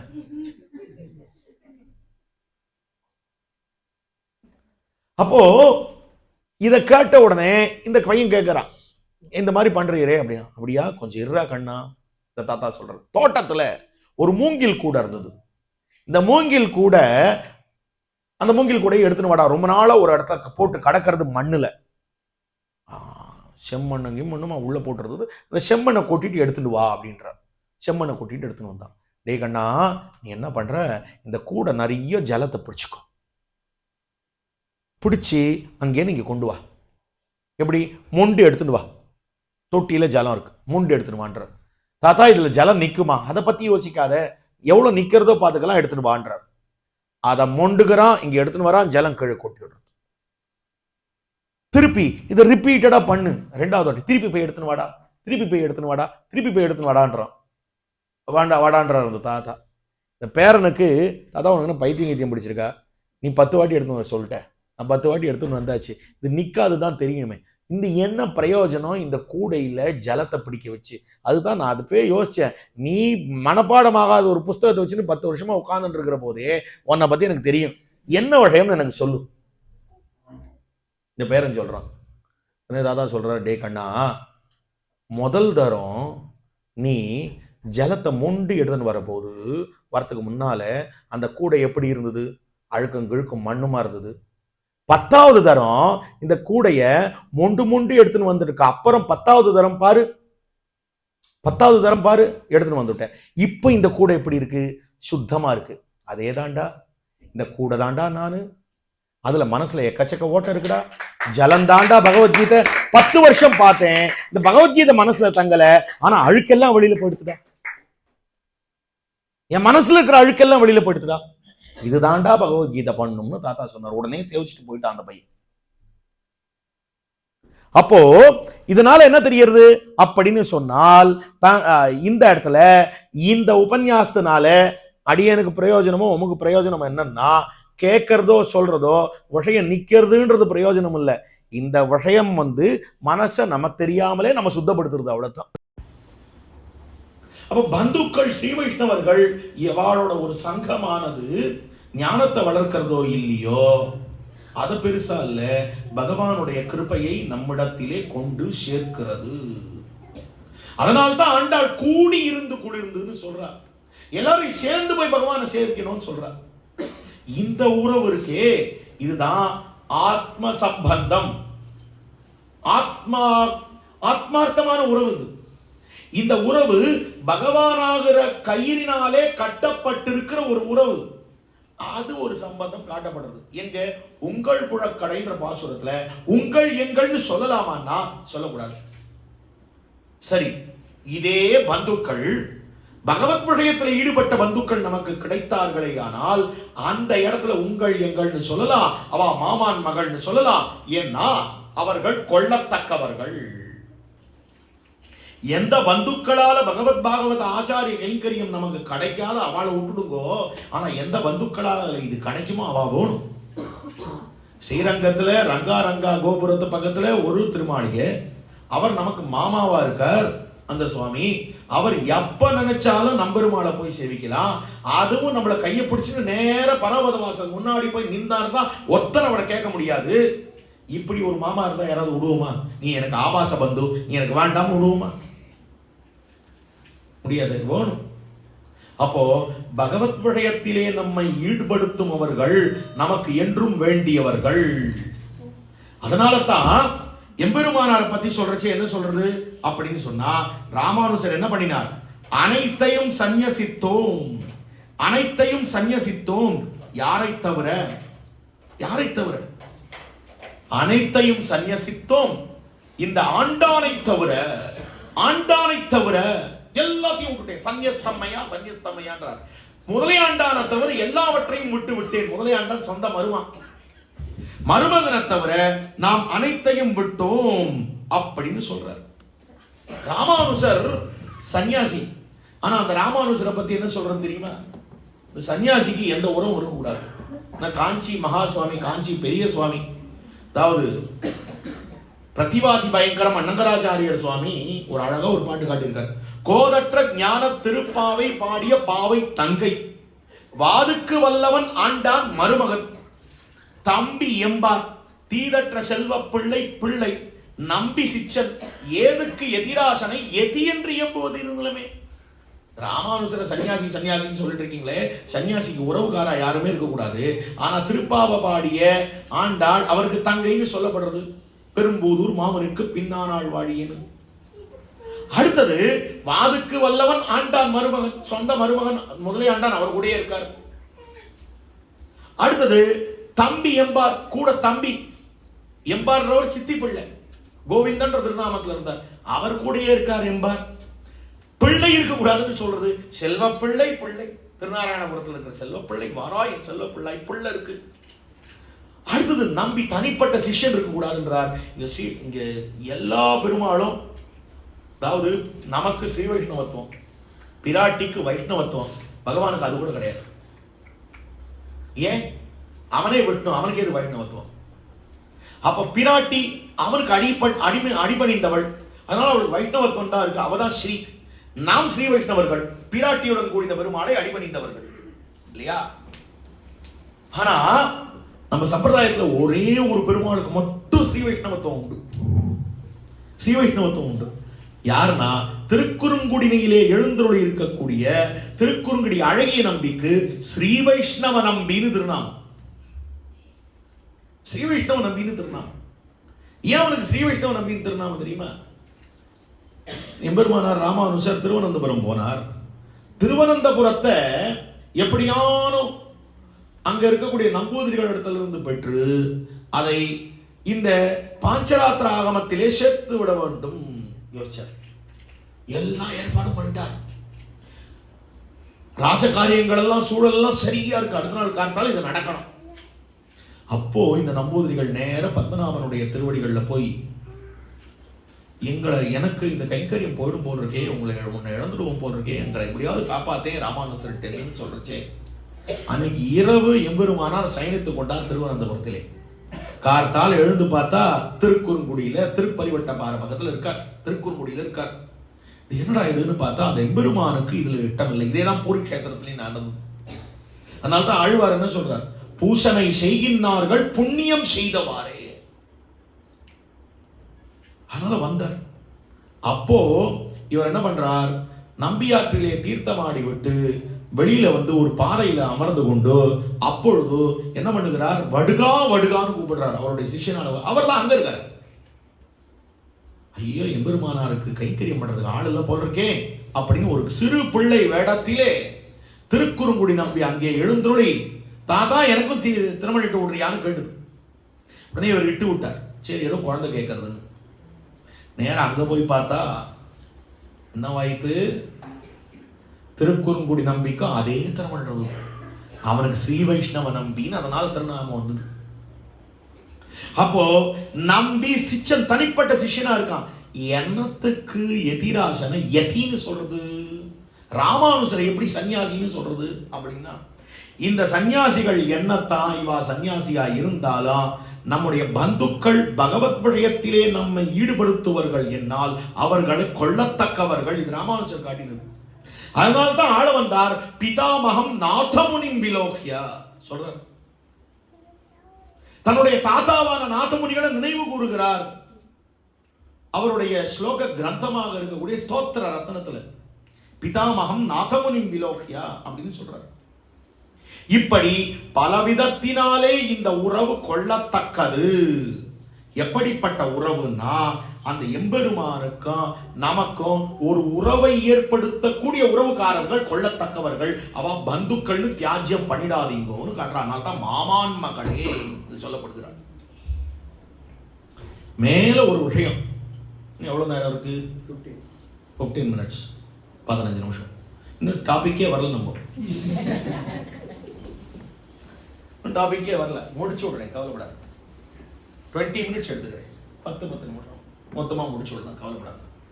அப்போ இந்த இடத்துல மாமான் மகளே, மாமான் மகளே அப்படின்னு விളിக்கப்படுகிறாள். இது ஒரு உறவு. இப்போ இந்த உலகியல் உறவாக இருந்தாலும் பகவான் இடத்துல, அதனால்தான் பற்பமெனத்துகள் பைங்கழலும் தன் பல்லவமே விரலும் பாவனமாகிய பைந்துவராட பதிந்த மருங்கழகும் முப்புரி நூலோடு முன்கையில் ஏந்திய முக்கோல் தன்னழகும் முன்னவர் தந்திடு மொழிகள் நிறைந்திடு முறுவல் நிலாவழகும் கற்பகமே வழி கருணை பொழிந்திடு கமல கண்ணழகும் காரி சுதன்கடல் சூடிய முடியும் கனனர் செய்ய முடியும் எப்பொழுதும் எதிராச நின்வடிவழகு என் இதயத்துளதால் இல்லை எனக்கெதிர், இல்லை எனக்கெதிர், இல்லை எனக்கு எதிரே எவ்வாறு காட்டுறார். அப்போ பகவானிடத்திலே சேர்த்து வைக்கக்கூடியவர்கள் நமக்கு வேணும் அப்படின்னு காட்டப்படுறது. அந்த அகங்காரமும் எம்பெருமானார் முதலான நாம் இருக்கிறார்கள், நாம் சனாதனி அகங்காரம் நமக்கு வேணும். இன்னைக்கு அது இல்லைன்னா நம்ம வாழ முடியாது. சரி, அடுத்தது திருப்பாவையில உறவு எங்க காட்டப்படுறது? இது சொன்னேன், நாராயணனே நமக்கே பறை தருவான்ற இடத்துல. அத திருப்பாவையில திருமந்திரார்த்தம் காட்டுகிற உறவைத்தான் உந்தன்னோடு உறவேல் நமக்கு இங்கொழிக்க ஒழியாது சொல்ற. கண்ணன் கேட்கிறான், இவ்வளவு தூரம் பறை வேணும் பறை வேணும்னு வந்திருக்கிறீர்களே, உங்களிடத்துல கர்மயோகம் இருக்கா, ஞான யோகம் இருக்கா, பக்தி யோகம் இருக்கா? ஒண்ணும் இல்லாதவர்களாக இருக்கிறீர்களே, என்ன இருக்கு உங்ககிட்ட? உங்ககிட்ட என்ன இருக்குன்னு என் முன்னாடி வந்து நிக்கிறீங்க, இவ்வளவு வந்து நிக்கிறீங்களே, அத்தை கூட உரிமையா சட்டையை பிடிச்சு காலரை பிடிச்சு கேட்கிற மாதிரி கேட்கிறளே. கர்மயோகம் இல்ல கண்ணா, கறவைகள் பின் சென்று கானம் சேர்ந்துருப்போம். பசுவும் பின்னாடி போறவா நாங்க, எங்களுக்கு எங்கேயாவது நாங்க தெரியுமா? தெரியாது. கானம் சேர்ந்துருப்போம். உட்கார்ந்து சாப்பிடணும்னு சொல்றது சாஸ்திரம், அது கூட எனக்கு தெரியாது. நாங்க ஃபாஸ்ட் ஃபுட் தான், நின்று இல்ல நடந்துட்டு சாப்பிடுவோம். சேர்ந்துன்போம். அறிவில்லை, அறிவொன்றில்லை, அறிவொன்றும் இல்லை. என்கிட்ட அறிவில்லை, பக்தி ரூபா பண்ண ஞானம் இல்லை, அறிவொன்றில்லை, ஆத்மாவை பத்தின ஞானம் இல்லை, அறிவொன்றும் இல்லை, சரீர ஆத்ம விவேகமும் இல்லை, எதுவும் கிடையாது எங்ககிட்ட.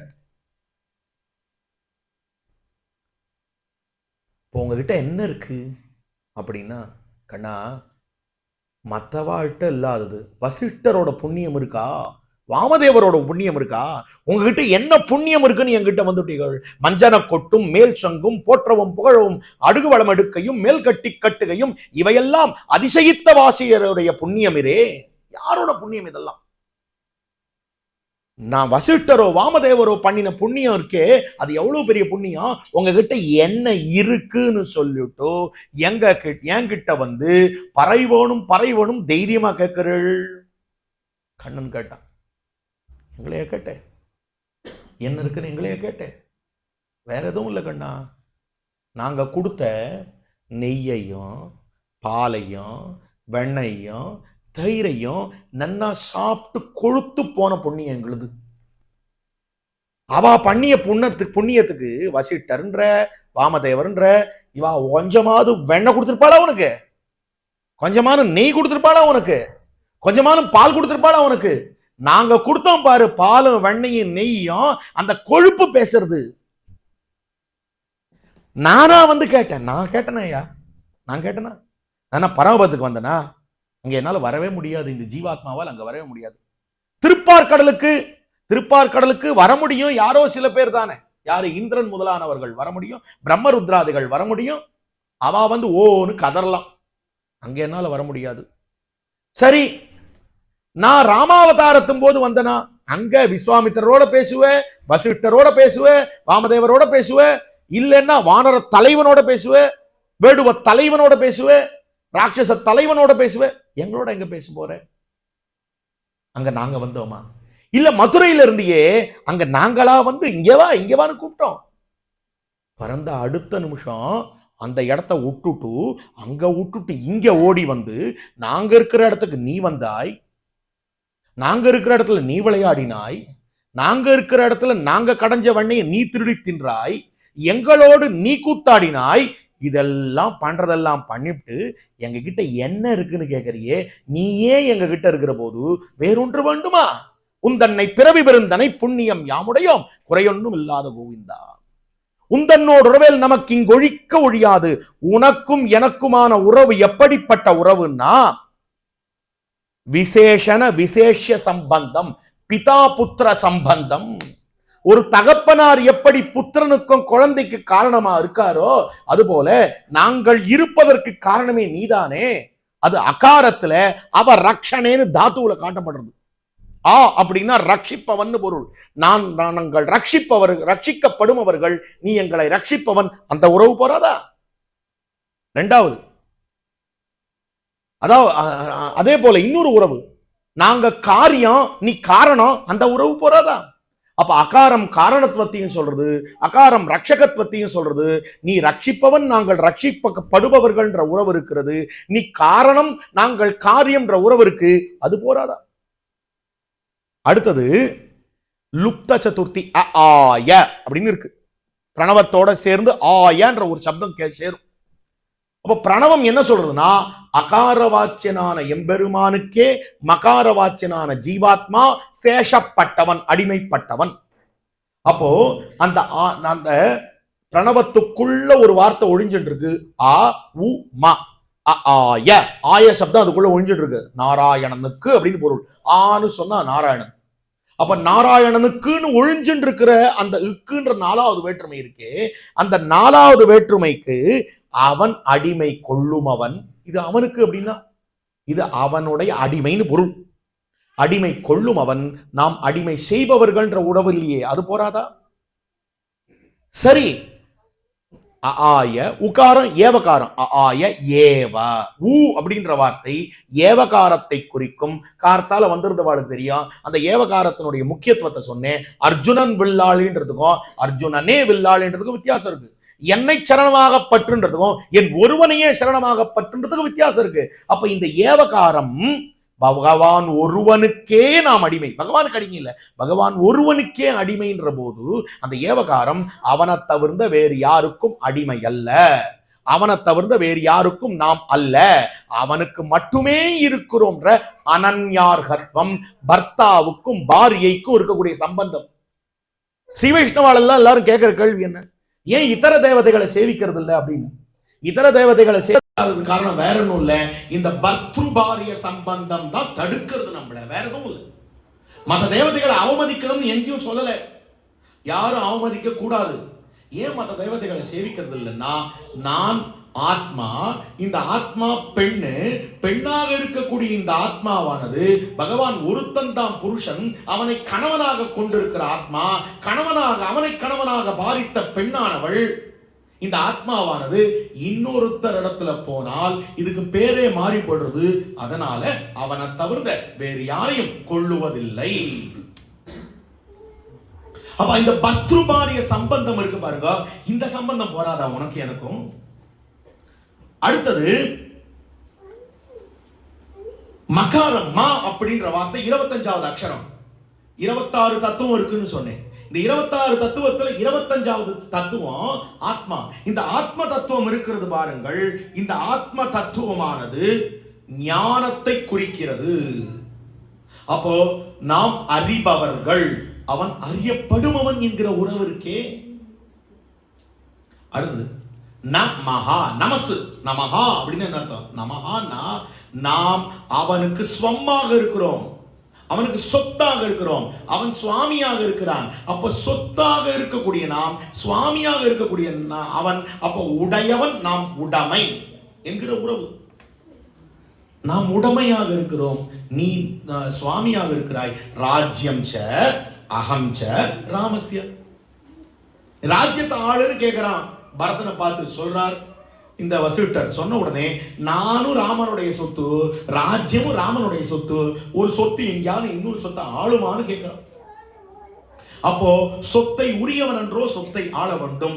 அப்போ ஸ்வஸ்வாமி சம்பந்தம் நமசால காட்டப்படுறது. இந்த நாராயண சப்தம் 2 சமாசத்துல பிரியும். தத்புருஷ சமாசம், பகுவிரீஹி சமாசம். இந்த நாராயண சப்தத்தினுடைய முழுமையான அர்த்தம் நாளைக்கு கம்பன்ல பார்ப்போம். அப்ப நாராயண சப்தத்துக்கு அர்த்தம் என்னன்னா, எல்லாவற்றையும் தனக்குள்ளே வைத்திருக்கக்கூடியவன், எல்லாவற்றுக்குள்ளேயும் தான் இருக்கக்கூடியவன். அப்ப எல்லாவற்றுக்குள்ளேயும் நாராயணம் அயனம் யஹா சஹா நாராயணா நாராஹா அயனம் யஸ்ய சஹா நாராயணா. இந்த விளக்கமா நாளைக்கு பார்ப்போம். ஆனா நான் எல்லாத்துக்குள்ளேயும் நாராயணன் இருக்கான்னு சொல்றதோ இல்லையோ, எல்லாத்துக்குள்ளேயும் இருக்கிறவன் நாராயணன், எல்லா பொருட்களுக்குள்ளேயும் நாராயணன் இருக்கிறான்னு சொல்றதுனால எல்லாத்துக்குள்ளேயும் எப்படி இருக்கான்? அந்தராத்மாவா இருக்கான். எல்லாம் அவனுக்கு சரீரமா இருக்கு. அப்போ ஷரீர ஷரீரி சம்பந்தம், இந்த சம்பந்தம் நாராயண சப்தத்துல பகுவ்ரீஹி சமாசம் என்று சொல்லப்படக்கூடிய ஒரு அர்த்தத்துல காட்டப்படுறது. அடுத்தது நாராயணன் எல்லாவற்றையும் தனக்குள்ள வைத்திருக்கிறவன் நாராயணன் ஒரு அர்த்தம் இருக்கு. அப்ப எல்லாத்தையும் தான் தரித்து கொண்டிருக்கிறான். இந்த அர்த்தம் புரியலையா? நீ எங்களை தாங்கிக் கொண்டிருக்கிறாய், நாங்கள் உன்னால் தாங்கப்படுவதாக இருக்கிறோம். இந்த சம்பந்தம் போராதா? அடுத்தது நாராயண ஆய, நாராயணனுக்கு. அப்ப நாராயணனுக்கு முதல்ல சொன்னது அந்த இடத்துல ஆய சப்தம்ன்றது இவன் அடிமை, அவன் அடிமை கொள்ளும். அவன் அடிமைன்னு என்ன அர்த்தம்? பையன் சொல்றான்ப்பா, நான் உனக்கு அடியவன், நான் உனக்கு தான் இருக்கேன், நான் உனக்கு பிள்ளை இல்லையா அப்படின்னு சொல்றான். கார்த்தால் எழுந்த உடனே அப்பாவை சிவச்சி எல்லாத்தையும் சொல்றான். 10 நிமிஷம் கழிச்சு ஏண்டா கண்ணா ஒரு டம்ளர் தீர்த்து எடுத்துருவான்னா, அடப்பாப்பா வேற வேலை கிடையாது அப்படின்னு விட்டான்னா, அப்போ கார்த்தால சொன்ன வார்த்தை பொய் எழுதுறது இல்லையா? அப்ப அடிமைன்னு சொன்னா அடிமைத்தனம் செய்யணும். அப்ப பகவானுக்கு நாம் அடியவன் சொன்னா அவனுக்கு கைங்கரியம் செய்யணும். அப்ப அந்த ஆய சப்தமானது அவனுடைய ஆனந்தத்துக்காக நான் இருக்கிறேன், அவன் என்னிடமிருந்து ஒரு ஆனந்தத்தை கொள்ளும் அவன் என்கிற 9 வித சம்பந்தத்தினால உந்தன்னோடு உறவில் நமக்கு இங்கொழிக்க ஒழியாது. இது ஒரு உறவு. இதுக்கு அடுத்த ஒரு உறவு இருக்கு. இதுதான் ரொம்ப அழகான உறவு. உந்தன்னோடு உத்தோமையாவும் உனக்கே நாமாட்சி. அதென்ன உந்தன்னோடு உத்தோமையாவும்? கீழே சொன்னீங்க உந்தன்னோட உறவில் நமக்குன்னு, அது மாதிரியான ஒரு உறவானா அது பொதுவா எல்லாருக்கும் இருக்கிற உறவு. எங்களுக்கும் உனக்கும் ஒரு உறவு ஏற்பட வேண்டும். இது பிராபியத்திலே உறவு, பலனிலே உறவு. உன்னை அங்கு வழியாக கொண்டதனால் அந்த 9 உறவை உணர்ந்தோம். நீ எனக்கு பறை தரணும்னு கேட்டோம். இந்த இடத்துல பறை கொடுத்த பிற்பாடு உனக்கும் எனக்குமான உறவு எப்படி இருக்கணும் தெரியுமா? எப்படி இருக்க வேண்டும் தெரியுமா? நீ காட்டுக்கு போக மூச்சடங்கும் உறவு உண்டாக வேணும். தசரத சக்கரவர்த்திக்கு உனக்கும் ஒரு உறவு இருக்குது. உன்னை பிரிந்தால் தரிக்க முடியாமல் தசரத சக்கரவர்த்தி போனானே, அது போல கண்ணா உன்னை பிரிந்தால் எங்களால் தரிக்க முடியாதபடியான ஒரு உறவு உனக்கும் எனக்கும் ஆக வேண்டும். அசலூரில் வளர போக பூண்டும் புலம்பும் உறவு வேண்டும். தேவகி பிராட்டியும் வசுதேவரும் நீ வெளியூர்ல வர போகிறாய் என்று நினைத்த போது ஐயோ வேற என்ன செய்யறதுன்னு ஓன்னு கதறினாலே, அப்படிப்பட்ட உறவு கண்ணா உனக்கும் எனக்கும் உறவு வேண்டும்.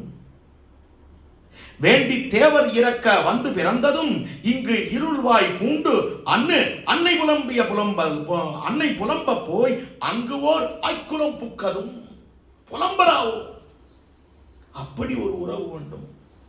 நீ அபிமத வஸ்துக்களை விஞ்சி விநியோகம் கொண்டால் பொறாதொழிய செய்வதன் என்று வயிறு பிடிக்கும் உறவு வேண்டும்.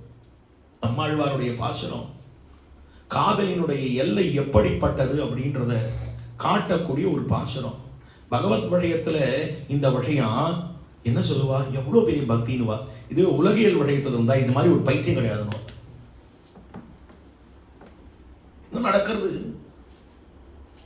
ஆழ்வார் கோபிகையாக தன்னை நினைத்துக் கொள்கிறார். கண்டன் ஆழ்வாரை பார்க்க வந்திருக்கான். கோபிகைகள் ஒருத்தி. இவன் என்ன பண்றான், ராத்திரி வந்துடுறான். இந்த ஆழ்வாரும் கண்ணனும் நன்னா பேசிவிட்டு கூத்தாடிட்டு எல்லாம் பண்ணிட்டு அடுத்து கண்ணன் எழுந்து வெளியில போறான். எங்க போறே அப்படின்னு கேட்டா, இல்ல மாடு மேய்க்கணும், பசு மேய்க்கணும், அது வேலை இல்லையா, எங்க அம்மா சொல்லியிருக்கா, நான் பசு மேய்க்க போனோம்னு சொல்றோம். சொன்ன உடனே ஆழ்வார் சொல்ற, நீ போகாதே கண்ணா, போகாதே. ஏன்? அவத்தங்கள் விளையும் சொற்களந்தோ, அவத்தங்கள் விளைந்து விடும், நான் சொல்லுவதை கேள், நீ போகாதே. ஏன்னா அங்க கம்சன் கஞ்சனேவா, அசுரர்களை கம்சன் ஏவி விடுவான், உனக்கு அவத்தங்கள் விளைந்து விடும், போகாதே கண்ணா அப்படின்னு ஆழ்வார் கதறார். உடனே இல்ல நான் போயே ஆகணும். கண்ணா நீ எதுக்கு போறேன்னு எனக்கு தெரியும், உகக்கு நல்லவரோடு மொழி தந்து உந்தன் திருவுள்ளம் இடர்கடும் தோறும் நாங்கள் வியக்கையின் பொழுதும் அது நிற்கையும் பெண்மையாத்தோம் எம்பெருமான் பசுமைக்கப் போகேல் மிக பல அசுரர்கள் வேண்டுருவம் கொண்டு நின் ஒழிதருவர் கஞ்சனேவ அகப்படில் அவரோடும் நின்னோடாங்கே அவத்தங்கள் விளையும் சொற்களும். அண்ணா, நீ எதுக்காக போறேன்னு எனக்கு தெரியும். பசுமைக்கிறது உனக்கு சாக்கு. அங்க என்ன சொல்லிட்டேன்னா, உன்னுடைய பெண் நண்பர்களை அங்கே அழைத்து விட்டாய். அவளெல்லாம் வருவா. அவளோட நீயும் அவர்களும் ஆட ராசக்கிரீடை ஆட வேண்டும். ஒருத்தி பின்னல் கட்டி நீ விளையாட வேணும்.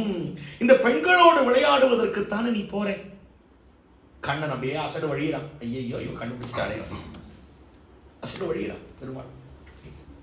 இதுவே இது உலகியல் விஷயமா இருந்தா எவ்வளவு விரசமான விஷயம். பகவத் விஷயமா இருக்கிற போது எவ்வளவு பக்திமயமா இருக்கு. பகவத் விஷயத்துல தான் விரசம் கூட பக்தியா தெரியும். அது உலகியல் விஷயத்துல வந்து எவ்வளவு பெரிய விரசம். அதுக்குதானே போறேன் எனக்கு தெரியும் சொல்ற. உடனே இல்ல அப்படின்றான். நீ ஒண்ணும் கவலைப்படாதே. உனக்கு பிடிச்சவாளோட உனக்கு நல்லவரோட ஒளி தந்து உந்தன் திருவுள்ளம் இடர்கடும் தோறும் நீ அவளை இங்க கூட்டின் வந்து இங்க நீ உனக்கு என்ன வேணுமோ ஆடு பாடு எல்லா சுசுரூஷையும் உனக்கு நான் பண்றேன். அந்த பெண்களோடு நீங்க சந்தோஷமா இருக்கலாம். அங்க யமுனை கரையில எப்படி இருக்கியோ அது மாதிரி எங்க ஆத்துல இருக்கலாம். இங்க வந்துடே அழ்வார் கெஞ்சரார். கோபிமார்கள் கோபிகை நிலையில இருந்து கெஞ்சரார். 4-5 நிமிஷம் ஆகும், பார்த்துட்டே இருக்காரு. அப்போ கெஞ்சரார் ஆழ்வார். கிளைமேக்ஸ் கொஞ்சம் லேட்டா தான் ஆகும். இப்போ கெஞ்சரார் ஆழ்வார். ஐயோ என்ன பண்றது. கெஞ்சரார் ஆழ்வார். கண்ணா போகாதேன்னு கெஞ்சரார். அப்ப கண்ணன் யோசிச்சானா, கண்ணா நீ யோசிக்கிறதுக்கு காரணம் எனக்கு புரியுறது. என்னத்தான் நம்ம இந்த பெண் பிள்ளை மற்ற பெண்களை இங்கே அழைத்து வந்து விடுன்னு சொன்னாலும் பெண்மைக்கு இருக்கிற குணம் என்னன்னா, தன்னுடைய நாயகன் மற்ற பெண்களோடு சுகமாக சந்தோஷமாக விளையாடி கொண்டிருக்கிறான், ஆட்டம் பாட்டத்துடன் இருக்கிறான்னு சொன்னா அந்த பெண்ணுக்கு மனசு கட்டப்படும். அவ அனுமதிச்சிருந்தாலும் அந்த மனசு கட்டப்படும். அப்போ அந்த கட்டம் இவளுக்கு படுமே அப்படின்ற லஜ்ஜையில் இருக்க. என் பெண்மையை பார்த்து உனக்கு ஒரு லஜ்ஜை ஏற்படுறது இல்லையா? அதனால தான் அங்க போனோம்னு நினைக்கிறேன். ஒருவேளை உன்னுடைய அனுபவத்துக்கு என் பெண்மை தடையாக இருக்குமே ஆயின் அந்த பெண்மையும் எனக்கு வேண்டாம். அது நிற்க என் பெண்மையாத்தோம் எம்பெருமான் பசுமைக்க போகாது. அவளெல்லாம் இங்க கூட்டின்னு வந்துடும். உனக்கு காபி வேணுமா தரேன், பால் வேணுமா தரேன், உனக்கு என்ன சுசுரூஷ வேணுமோ பண்றேன், இங்க கூட்டின்னு வந்துடுன்னு சொல்றாரே. இப்படிப்பட்ட உறவு நீ அபிமத வஸ்துவை விஞ்சி விநியோகம் கொண்டால், உனக்கு பிடித்த அந்த பெண்களோடு நீ விநியோகம் கொள்ளுகிற போது எப்படி நம்மாழ்வார் பொறாதொழியில் இதை பொறுத்துத்தான் ஆக வேண்டும். அந்த பெண்மையும் எனக்கு வேண்டாம், கண்ணனுடைய ஆனந்தம் தான் எனக்கு முக்கியம்னு நினைச்சாரே அந்த நம்மாழ்வார், அந்த உறவு உனக்கும் எனக்கும் ஏற்பட வேண்டும். ஆழ்வாரை தவிர தமிழ் இலக்கியத்துல இந்த மாதிரியான பாட்டு எங்கேயாவது இருக்கான்னு கண்டுபிடிச்சா தெரியும். இது மாதிரியான ஒரு விஷயம், இது மாதிரியான ஒரு புனிதமான ஒரு பக்தி, செல்ஃப்லெஸ் பக்தி, ஒரு ஈகோ இல்லாத பக்தி ஆழ்வார்கிட்ட மட்டும்தான் பார்க்க முடியும். அடுத்தது, நீ நில்லுங்கோள் என்றால் நீர் பிரிந்த ஜந்துக்களைப் போலே துடிக்கும் உறவு உண்டாக வேண்டும். கங்கை கரையில இது வரைக்கும் வந்துட்டான் லக்ஷ்மணன், நீ திரும்பி போ அப்படின்னு சொல்றார் ராமர் லக்ஷ்மணனை பார்த்துட்டு. லக்ஷ்மணன் சொல்ற வார்த்தை, நச்ச சீதா த்வயா ஹீனா நச்சாஹம் அபி ராகவா முகூர்த்தம் வா அபி ஜீவாவஹா ஜலான்மத்ஸ்யே விவோத்ருதம். சீதை, அதாவது ராமா, எப்படி நீரை பிரிந்த மீனானது நீர்ப்பசை இருக்கும் வரை இருக்குமோ, துடிதுடித்து போமோ, அதுபோல உன்னை பிரிந்த நாங்கள், நானும் சீதையும் நீரை பிரிந்த மீன் போல இறந்து விடுவோம் என்று நீ நில்லுங்கோள் என்றால் நீர் பிரிந்த மீனை போலே துடிக்கும்படியான லக்ஷ்மணனுக்கும் உனக்கும் இருந்த உறவு, சீதைக்கும் உனக்கும் இருந்த உறவு எங்களுக்கு உண்டாக வேண்டும். நீ பாம்பின் வாழிலே விழுந்தாய் என்றால் பிணம்படும் பாந்தவம் வேண்டும். தடம்படு தாமரை பொய்கை கலக்கி விடம்படு நாகத்தை வால் பத்தி ஈர்த்து படம்படு பைந்தலை மேல் எழ பாய்ந்திட்டு உடம்பை அசைத்தானால் இன்னுமுத்தும் உச்சியில் நின்னானால் இன்னுமுத்தும். ஆட்டம் இருக்கே, இந்த அந்த எம்பெருமான் இந்த காளையன் மேல ஆடின ஆட்டம் இருக்கே, அது என்ன சொல்றார் பெரியாழ்வார்? ஆட்டம்னு சொல்லல, பரதநாட்டியம்லாம் சொல்லல, உடம்பை அசைத்தானால் இன்னும் முத்தும். என்ன பண்றா, பாம்பின் வாயிலே அகப்பட்டான் தெரியுது யசோதைக்கும் நந்தகோபருக்கும், பிணத்தை போல விழுந்து கிடக்கிறார். அப்ப மேல ஆடிண்டே வந்தானா அந்த எம்பெருமான். ஏன் சார் ஆடினா? அவனுக்கு பிடிச்சிருக்குன்றனால இல்ல, நான் உயிரோட இருக்கேன், கவலைப்படாதீங்க, இதை கைய கால ஆட்டம் பாருங்கன்றான். அந்த நடனம் அதுக்குதான் நடனம் ஆடினான். அப்ப கண்ணன் எதுக்கு நடனம் ஆடினான்னா, இந்த தாயாரையும் தந்தையாரும் பிணத்தை போல விழுந்து கிடக்கிறார்கள், அவர்களுக்கு ஒரு நம்பிக்கை ஊட்டுவதற்காக, தான் உயிருடன் இருக்கிறேன் என்பதற்காக நடந்தானே. அப்படி அவ பிணத்தை போல விழுந்து கிடந்தார்களே, அப்படிப்பட்ட உறவு வேண்டும். கழிந்த பிழைகளுக்கு காப்பிடும் உறவு வேண்டும். திருப்பல்லாண்டு பாடினார். அந்தியம் போதில் அரியுருவாகி அரியை அழித்தவனை இன்னைக்கோ நடந்த நரசிம்ம அவதாரத்துக்கு இன்னைக்கு பல்லாண்டு பாடினார். இலங்கை பாழாளாக படைபுரிதானுக்கு பல்லாண்டு குருதுமேன்னு என்னைக்கோ நடந்த அந்த லங்கா யுத்தத்துக்கு, அதாவது ராவண யுத்தத்துக்கு இன்னைக்கு பல்லாண்டு பாடினார். அப்ப என்னைக்கோ நடந்ததுக்கு இன்னைக்கு பல்லாண்டு பாடும்படியான ஒரு உறவு உனக்கும் எனக்கும் அமைய வேண்டும். எங்கள் வீட்டிலே இட்ட ஆசனத்தை ஊன்றி பார்க்கும் உறவு வேணும். விதுரர் தான் ஆசனம் போட்டிருக்கார், கண்ணன் வரான். விதுரர் ஆசனம் போட்ட உடனே எப்போ தூது முடிஞ்சு வரான், தட்டி தட்டி தட்டி தட்டி பார்க்கிறார். கண்ணன் கேட்கிறான், ஏன் ஓய் தட்டி பார்க்கிறீர்னா? ஒண்ணுமில்ல, அவன் ஆசனம் போட்டான், நீர் உழ வேண்டியதா இருந்தது, அது மாதிரி ஏதாவது இருக்குமோன்னு பயமா இருக்கு, கண்ணா உனக்கு எதுவும் ஆகக்கூடாது. தோலை கொடுக்கிறார், பழத்தை கீழே போடுறார், சாப்பிட்டுட்டே இருக்கான் பெருமாள். பழத்தை கீழே போடுறார், தோலை கொடுக்கிறார், சாப்பிட்டுட்டே இருக்கான். அத மடி தடவாத சோறு, எந்த எதிர்பார்ப்பும் இல்லாம கொடுத்தார். என்னாச்சு, ஹீப்ஸ் அண்ட் ஹீப்ஸ் ஆஃப் தோல். அப்போ பார்க்கிறார், பார்த்த உடனே இவ்வளவு தோலை, ஐயோ பழத்தை கொடுக்க வேண்டிய நான் தோலை கொடுத்துட்டேனேன்னு இப்ப பழத்தை நீட்டினார், தோலை கீழே போட்டார். ஹீப்ஸ் அண்ட் ஹீப்ஸ் ஆஃப் பழம் இருந்தது, க்ஷமிக்கணும். அந்த பழம் இப்போ தோலை போடாம பழத்தை கொடுத்து பழத்தை கீழே போட்டோமே சொல்லிட்டோம், இப்ப தோலை கீழே போட்டுட்டோம், பழத்தை கொடுக்கிறார். கண்ணன் என்ன பண்ணான் தெரியுமா? எனக்கு பசி தீந்து போடுத்து சுவாமி, போறோம்னுட்டான். மொத்தம் தோலை சாப்பிட்டு. ஏன் கண்டா அப்படின்னா, இத்தனை நேரம் நீர் பழமா தோலான்றது கூட தெரியாம உங்க மனசுல முழுக்க நான் நிறைஞ்சிருந்தேன். அந்த பக்தி எனக்கு ரொம்ப பிடிச்சிருந்தது. இப்போ இது தோலுன்ற எண்ணம் வந்துடுதோ இல்லையோ, அப்ப கொஞ்சம் நான் விலகிட்டேனோ இல்லையோ, போறோம். அதே அந்த நினைவோட இருந்து விடுகிறேன்னு சொன்ன அந்த விதுரருக்கும் உனக்குமான உறவு எனக்கு உண்டாக வேண்டும். விட்டணைக்க தேடில் வெளுக்கும் உறவு வேண்டும். ஆழ்வார அணைச்சுன்னு இருக்கான் பெருமான், நன்னா டைட்டா அப்படி அணைத்து கொண்டிருக்கிற போது ஆழ்வாருடைய திருமேனி சிவந்திருந்தது. ஆனா கொஞ்சம் நெகிழ்த்தினான். அடுத்த நிமிஷம் ஆழ்வார், ஐயோ இந்த கண்ணன் நம்மளை விட்டு போடுவான் போல் இருக்கே அப்படின்னு திருமேனி வெளுத்து போச்சே.